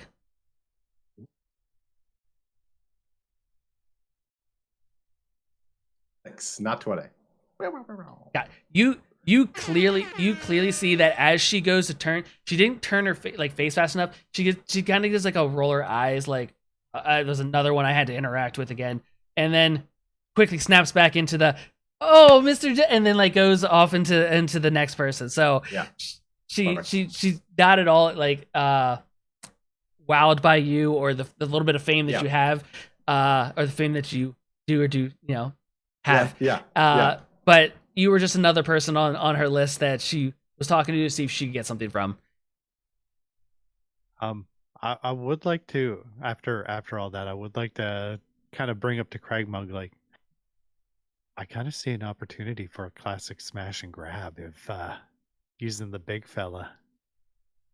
You think if we create a distraction and you bust those runes at the bottom, you think we can Yeah, I can bonfire the ceiling, fill the room with fog, just kind of hammer away the runes, and then you or somebody grabs the stone and hands it off to the big fella, who fake panics and screams and starts running through with the stone in the bag of holding. If he's game for it. Silent DM question. Yeah. Do we know what time this function's ending? Because we know we need to get the egg out by midnight, right? Yeah. Is it 10? Yeah, the museum Yeah. closes at 10. And Okay. you know, messing around with time again, and who really understands time? Yeah. You've been here for a little bit of time. Okay. So to Ulysses, so we can either do this loud smash and grab, or we can damage the runes, hide out in the museum until after hours, grab the stone quietly and make it out. What do you think? I'm liking both options. I just want to see what we got with the team here. I think we could pull off the smash and grab with the big guy, but also the hiding. A lot less noise there. But we can also. I do like the quiet, but I'm also kind of out loud thinking with Crag-Mug. Also, we can, just use the panic of the crowd to help us out, or just not get noticed at all. At this point, has Raith wrapped up his conversation with Alda? Yes. Yep. They've separated ways. She's continued to kind of mingle between tables and groups of folks. Okay. Because maybe we should confer with him. He communicates with Raith. I don't want to get us all in one group, but we can either do this quiet or we can do it loud. Are my thoughts. Gonna sneak over. As I kind of walk over, I go, "Welcome, gentlemen," and then basically eyes on the gems that are in front of me, and I'm basically talking out of the side of my mouth to these guys. Okay, so found out from Alda, we're looking at a similar level of guards to we have now, but they move into a patrol formation. So there doesn't really seem to be a lot of standing still, but a lot of movement in that. So I think we're looking at very similar guard figures that we have at the moment, with extra movement. And this is after closing time. I didn't get any indication of alarms and things. Doesn't mean there isn't there. But in the limited time that I had, that's all I could figure out. All right, so I'll explain to Raith the runes that we saw, the security measures. That if we can create a distraction, get rid of the runes, and then we either do it right here in the crowd. How would you smoke them out, Ulysses? I got fog. So I could create the bonfire in the ceiling, which would, that create fire smoke there because I'm assuming the floor is marble or, and I can't really set that. Give me well, no, I kind of mentioned it. So the walls and the kind of ceiling are like a stony pattern. The attic that you were on was just built above it that has like a wood layer of the attic. So when you look up, you're seeing more of a stone ceiling. Are there any vents in the room? Yeah, everyone just give me like another investigation check. Yeah. But I can't. 19. Sorry. Oh, sorry. 15. 21. I just did it for the crack. I got mute. I'm far away from these guys. Just did it for the fun. Yeah.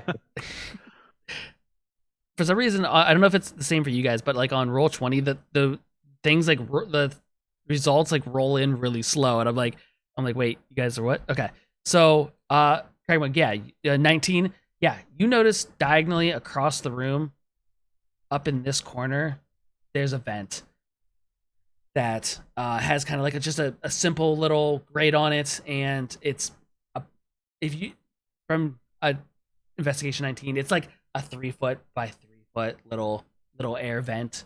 Not huge, but it's there. What was some other people trying to possibly investigate? I know I asked for an overall, but I'm gonna just see kind of what people's minds are. But yeah, the ventilation, any flammables in the room, and yeah, so it's just the one vent. Where was it again? Sorry. It's gonna be down here. So it's built into the wall here. Oh, it's also about 10 feet up off the ground, so it's kind of up on the wall. Okay, and the grade on it is does it look like it's screwed in very hard, or like it'll pop out? Nah, it just looks like it just looks like kind of pops. It just kind of pops in, pops out, kind of situation. As far as flammable, I mean, the tables that they brought in here for this little event are wood flammable, but everything else is pretty much marble floors, stone walls. Some of the display cases kind of over here that hold the gemstones are also wooden display cases. Okay, so yeah, go ahead, Ray. No, you finish your thought. I was gonna say on the smash and grab front, I could set the fire on kind of the drinks table where or I assume that's the drinks and refreshment table where we are now. Fill the room with fog. I've got create bonfire and fog cloud. So I could do that, smoke out the room, and that would give us the smoky room that we could use to conceal what we're doing. Otherwise, with that vent, I'm small enough to hide in the vent. If we want to go quiet with it. So could I, just before we do that, could I ask to look at the runes? Just based on the notes that Crag-Mug has. Oh yeah. Go ahead and give an arcane check as well. 12.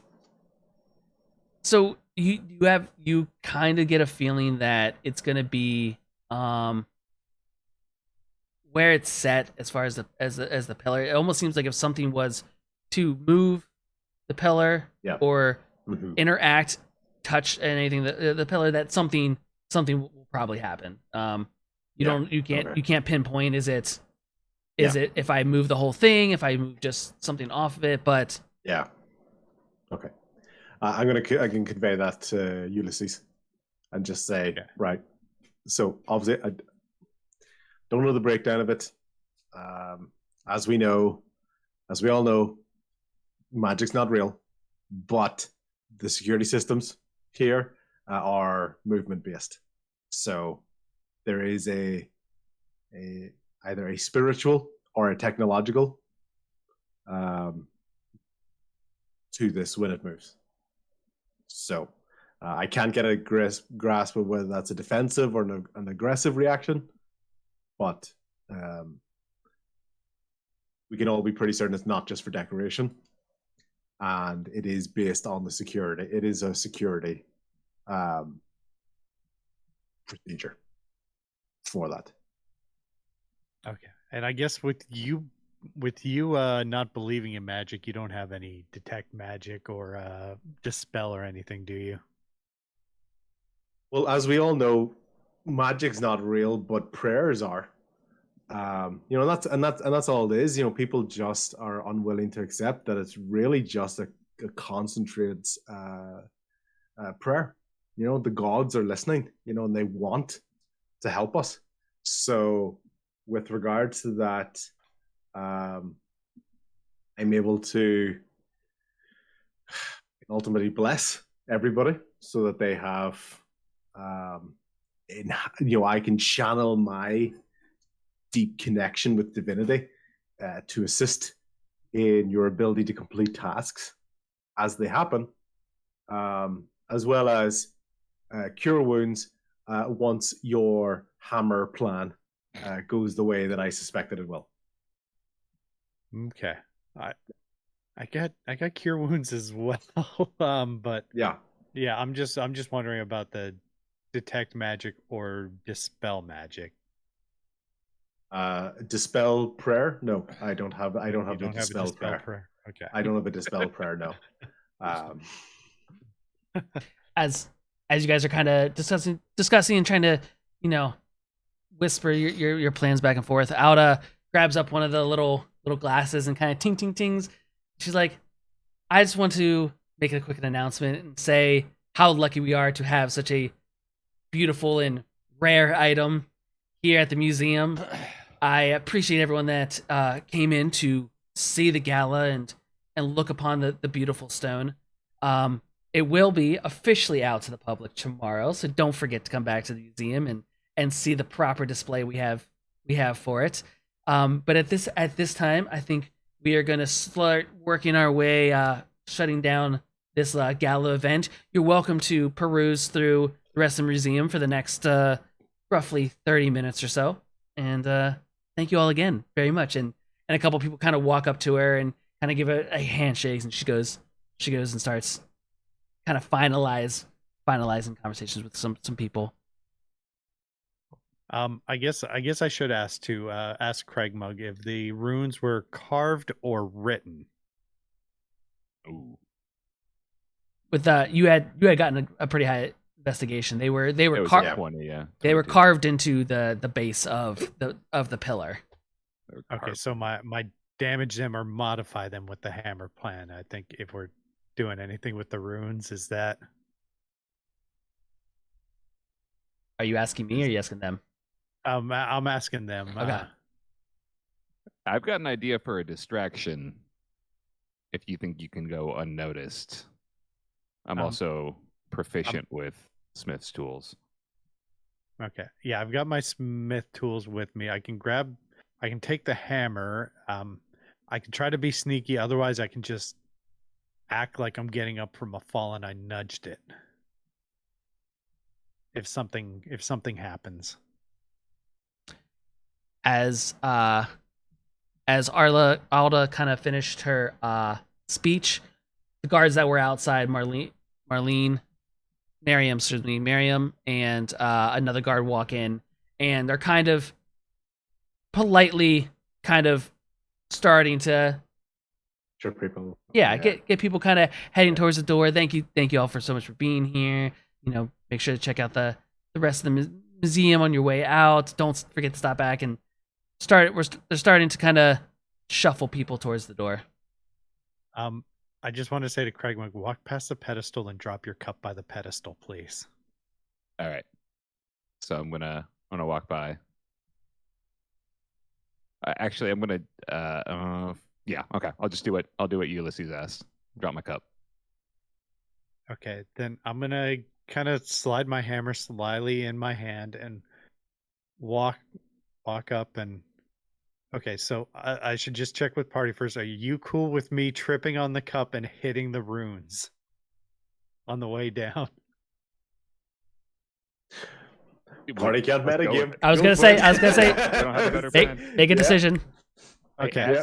Okay. So as I see Ulysses approaching the pedestal, I'm gonna pull out that necklace that I stole from Dr. Donnell earlier, and kind of just loudly try to get everybody's attention around it. Go, hey, did anybody drop a necklace? I found this necklace on the ground. Try to announce it to the room. You see, Belong to anybody? Alda And then kinda- when he does that, I'm gonna fake the trip and have my hammer strike the runes. Just kind of go where it looks like, perhaps an extra line, or like, if there's like let's just say two eyes beside each other where you could damage between the two eyes and make an H or something like that. Aim for something like that on the runes with the hammer so I can at least modify or ruin them on the way down. okay. And just act like I trip. Again, this hammer, is this a weapon or is it a tool that you're using? It's a tool. It's a tool. Okay. I don't even know what fucking check to do for this. Let's do sleight of hand to see how obvious you are about this little, or and for Ulysses, this is not like a performance type thing, right? It's like you're not like whoa, like it's not like a whoa I tripped kind of thing, or is it more of like it's how just like are a- you going about it? I'm just walking, looking at the stone while keeping the cup in the peripheral, and I'm just going to step in a way that I fall like almost Peter Griffin style while hitting the cup. Oh, yeah. Except instead of my arms behind me. And... Yeah. Let's go ahead and give a performance check. Okay. Oh, my rolls haven't been good. This is gonna be. Do you mind if I do one as well to try and get everybody's attention? Yeah, go ahead. Go ahead. Okay. 12. So, Crag-Mug, in his announcing, a lot of the about half the room has already just continued to move their way out. They're like a small little necklace to these folks that are higher up. I can replace a necklace, and they just kind of made their way out. There's a small 2 or 3 ladies who are a little concerned that they're kind of looking at trying to decide, is that mine or is that yours, honey? I don't know who that could be. With a 6, our Ulysses here goes for his trip, but it's exuberant. You fall over the mug. You kind of bang some of these chairs down onto the ground. Your little hammer tool rolls out, like flies out of your hand, kind of slides across the floor, and a couple of these stools fell over. You didn't make contact with the ruins at all. You went the other way. You kind of went into this table and just crashed straight into it. This guard comes instantly running over to help you up. Doesn't notice that you had dropped your tool, but saw the issue, and this one comes running over as well, and they're helping you back up your feet. You okay? What? Jeez, that was. I'm gonna kind of stammer away from it just to give anyone a chance to react. Like like you do when you sprain your ankle, you do the little hop away, like you're trying to run away from the pain. So I'm gonna hop away with the guards in tow with me. I'm gonna hop away from the pain. Sir, you should probably sit down on that, or not be up on that. The crowd around Crag, the crowd around Crag-Mug has kind of started drift away. Alda, seeing the commotion, has kind of made her way across the room. Yeah. Can I lean over to C.H.U.N.K and go, "Hey, C.H.U.N.K, I have an idea of what was trying to happen there. Do you want to continue what he was trying to finish and just play, bumbling into the stand, into the..." You want me to do what now? I want you to please Your incidentally nowhere with me. Well, being mean to you didn't help either, C.H.U.N.K. So I have a dislike for your wily ways. Yeah. Begrudgingly basically, listening. Almost trying to do that. I'm trying to go, we need to test those defenses in some way before we leave here. We need an idea of what that's going to be. You do realize I am 8'1", 320 pounds. I am breaking. Yeah, but if I hit it. I we just need to test the pedestal itself. It's the pedestal itself. It's something. It's just something to kind of knock at those defenses. We've got one shot here. We've got 2 guards and Alda looking at Ulysses there. It's now or never. So I'm just gonna full sprint at it. So I'm noticing that. Trip? Yeah, I'm gonna really play it up. Like I'm gonna even like try to blade myself a little bit, like wrestler style. Like try to blade myself like I'm bleeding profusely out my leg and like. Oh god! Can you see the bone? Can you see the bone? Let me. The guards like you keep turning your back to them, so they keep just let us see. We can help. Just let us see the leg. How bad is it?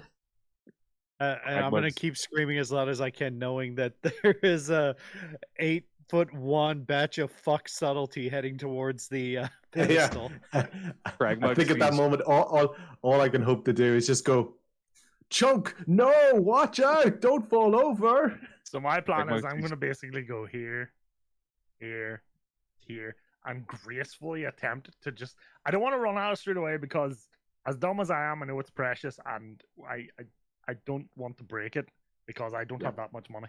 and I can't replace it. So I want to kind of do it in a way that I just clip the pedestal, maybe like clip this side of it. So I might aim to sort of go like in a swirl this way. So sort of clip it with my butt cheeks.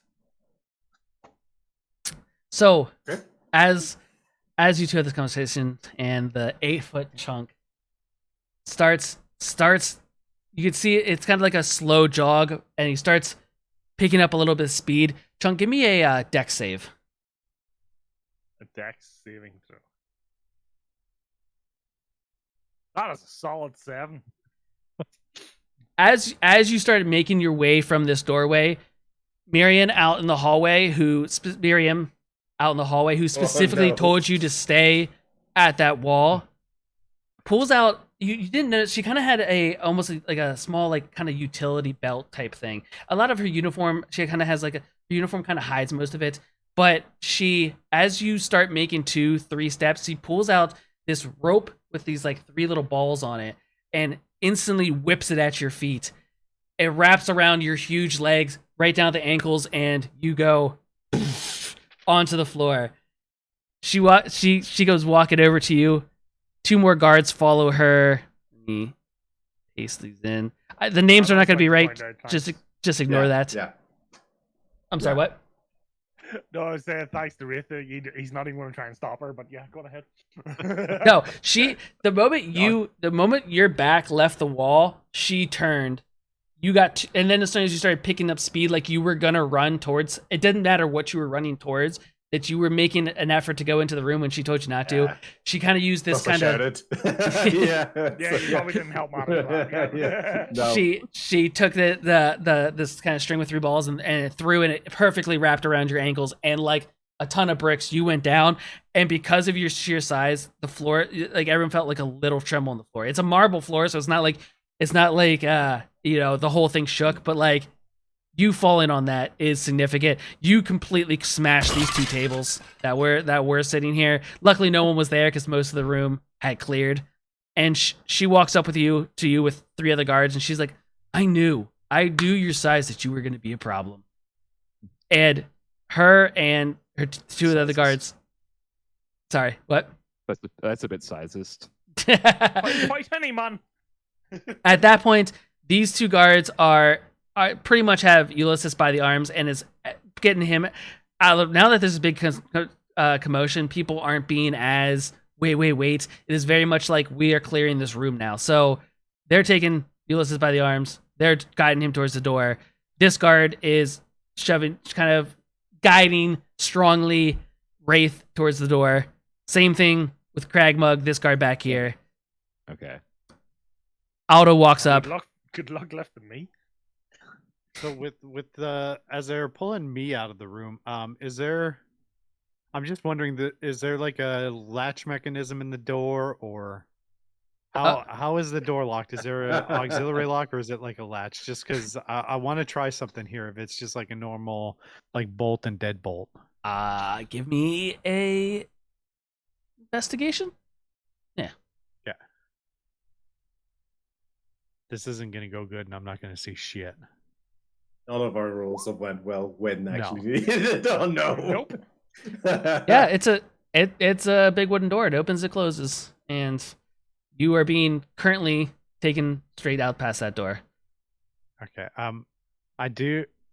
If I see any, no, I don't think my investigation. I see any holes for the latch or anything. Do I? It looks like a very standard door. It has a handle that you can see, and looks like it has a little hole underneath it that would probably fit a key, as most doors that you ever met do. Excuse me. Okay. I guess what I'm getting at is I want to try to take my brush that I bought earlier and just kind of break it from my pocket and try to break it in the striker of the door so it doesn't close properly. Give me a sleight of hand. Okay. This is gonna fail too. 12. You It's 2 digits. yeah. Yeah. So you're trying to break your comb, and you're looking to put it into like where the door meets the lock, like when it closes? Yeah, like on the frame, the striker where the latch goes into. I basically just want to jam the end of the handle of the duster into it and let it break as we're walking past. Yeah. To So kind of impede it from closing properly. yeah, absolutely. So as you're going past, the guards kind of have you by the hand, and you do a quick movement with the comb, and as you snap the comb off, the part that gets into the lock is kind of sticking out, and it's noticeable. These particular two guards don't do anything about it because they are very focused on handling you, but and kind of continue to guide you out the room. Okay. Alda comes over to C.H.U.N.K. What was that? What were you doing? What was the point? Why would you run in a museum? There's no point. For the crack. Are you going to be a problem if we untie you? No. All right. Mariam kind of is ready, and the two guards that she has behind her are of like middle-aged gentlemen. They have a little bit of, strength to them. They're not as big as your size, but they're ready. They So what we're saying is, if I get good rolls, I'm safe. Which So- is why we're not doing that, because the rules have been fucking shit. Yeah, keep in mind the situation we're all in right now because of the roll. As dumb as I am, I'm like, 3-1. So, as the Miriam unties your feet and gets you up, the three of them, the three guards, pretty much circle you. Alda's very much like, that's it. Gala's over. Everyone out. Let's go. And starts Right, sweet cheeks. guiding you towards the door. Everyone, we'll say that Crag-Mug, you were guided by this one over here, and everyone is taking out the gala door back to. We'll say back in. As we leave, I turn around to Miriam and go, "Nice place, sweet cheeks." As I walk out the door. And you could tell she doesn't like being talked that way. To she's the curator of this beautiful museum. How dare you speak? Get him out of here! Oh, All yeah, of them. Sorry, wrong person. Oh, I meant the guard, but here said it. Very- Nice, it's all right. no, so she's very, get him out of here. They don't belong here. They're gone. And you guys are taking back out to. Oh, I gotta make it so you guys can see it. You're taking back out to this area where you originally entered. I'm not gonna put everyone's tokens down anyway. We're all. You guys, she was called Miriam. yeah. Is the curator called the same name? I'm gonna. It was just a mix-up between whether you were talking to the curator or to the main guard. That's all. I was talking to the main guard. Okay, Miriam, who is has the military background, doesn't take your jab at all. She doesn't care what you said at all. She's very stern and very focused on getting you out of this building. Everyone comes out of the gala. There's not many people up here. It's for Ulysses, Crag-Mug, and Raith. It was pretty much just guiding you guys out of the area. They're not so much. The guards aren't so much holding on to you anymore. It was more of like, let's clear the rooms because of this commotion. Yeah. But you guys are more guided towards the stairwell. Yeah. You guys have yourselves a wonderful night. C.H.U.N.K, on the other hand, has 3 guards surrounding him and are literally stomping you down the stairs to take you out of the museum. Is there a chance to split off to the bathrooms? Yeah. The hallway to the attic. Give me a stealth check. All right. I was almost a nat 20. It's a 12. Because of the commotion and you got out of the room just a little bit ahead of the C.H.U.N.K parade, as we'll call it, of people that are leading him down through the museum. You're able to just kind of get around the corner but at the same time, 2 more guards, hearing about the commotion, came up the stairs, and they have seen you come down towards the toilets. Okay. So you didn't get in. You know, if the toilet is where you're going to, they have their eyes on it. But if you were looking to go to a different spot, they will see you because they're now standing at the top of the stairs. We'll say, waiting for the C.H.U.N.K parade in case any more guards are needed for the situation. All right. I'll pretend to use the restroom and then exit accordingly. What's Raith and Ulysses do as you guys get ushered out? I'm gonna heal myself from the cuts that I gave myself selling this. So, What and then just get ready to switch into some armor and regroup outside around the corner wherever I see Raith go. Yeah, I'm just like Raith is almost kind of following sort of the procedure. He's really trying to almost blend in just with how you would react to it. He's not doing anything particularly sneaky or whatever. He's like, of course, I'm making my way. No need to push. Of course. Yeah, that's that sort of way, like almost like a mixture of trying not to offend anybody, but please don't touch me. Mm-hmm. So yeah. Gotcha. So, and Crag-Mug, you said that you kind of used the bathroom, but then you decided to make your way out of the building as well. Yeah.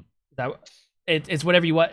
I would say when you go into the bathroom, you don't have recognition. You know C.H.U.N.K is basically being let out, but you didn't really get eyes on where Raith or Ulysses went. So, as you come out the bathroom, there's still a guard here. What kind of? Yeah, if I'm coming out of the bathroom, do I see them looking at me? Like, are they watching me leave, or can I get out without being noticed? Because now that we are getting approaching closing time, this guard is saw you go to the bathroom and isn't gonna really leave the area. They're starting to.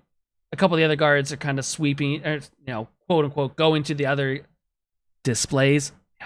Are different areas of the second floor here, and is getting all the other general population out. So because when he came up, he saw you go in, he's not going to walk away from the toilets here because he needs to usher you, make sure that the second floor is clear. Okay, yeah. If I could get away with like heading towards the attic being lost, but it sounds like he's watching, so yeah. All right, so basically, everyone goes out. C.H.U.N.K, you were led straight out the front door. The guards, as soon as they didn't really have their hands on you, but they were close. They were very right up against you, waiting. Marion, I keep fucking her name up, so don't be wrong if you guys say it wrong. Miriam, very much is stone cold staring you as you guys get out up the stairs, out the front door. She stops in front of the door as like a try to come back, but the rest of the guards are like, all right, I don't know what that was all about. Get out of here. Get on gone. Go on, get. Yeah, get on, get. Very well, want to so. Okay. Yeah, after we get out, I'm gonna go up to Raith and I guess wait for Crag-Mug to come in and be like, I just had an idea. I could have used mending to get rid of those runes. Oh, I guess we just have to make it back in after hours. Yeah. So, just point out to them, it's like, instead of that, I'll just fix the pedestal since the runes were carved in there. Brilliant. Did you? Oh, did you say mending? I was trying to think what you had said.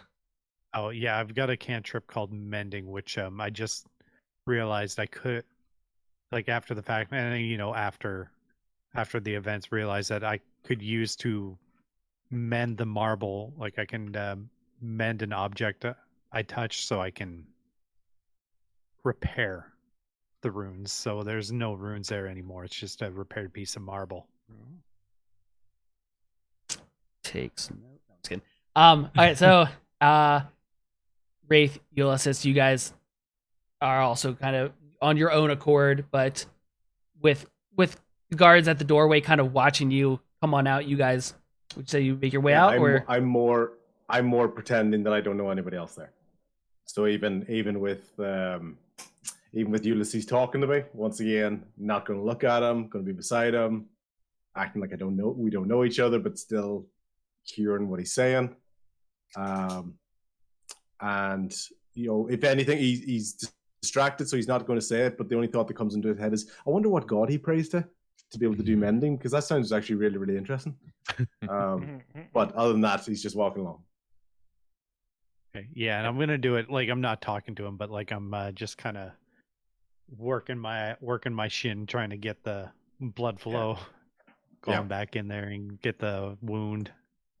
Yeah, I do credit him though on he must obviously be a very devout man if he's been able to heal himself just through prayer.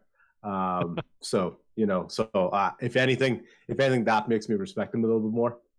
Because he must be, that's a high quality prayer that he's got going on there. So I think him and I are on have equal ground as far as Raith is concerned. Yeah. and finally, Crag-Mug, the last one to mosey on out of the museum. Yeah, I think I'll just go as normal and kind of like, I don't know if I'm close enough to whisper to the guys just to get our gear and regroup. Otherwise, we'll go outside and we'll figure out a way to communicate. I don't want to draw any attention to us as a group. And as you guys kind of look back at the stairwell, the guards realizing that they've did their job, they've gotten you out of there. Miriam gives kind of one last better not try anything. They all turn back into the museum, close the large front doors, and you notice Miriam almost from the inside kind of gets a lock, and in the distance you hear as the church bell rings. As you count it, it's 8, 9, to 10 p.m. That's where we're gonna stop for this session. Okay. We've already hit 4 hours, so I think I can't believe that's 4 hours. before you guys go back in or do whatever you're gonna do, I feel like it might take some more time. I think this is a good stopping point.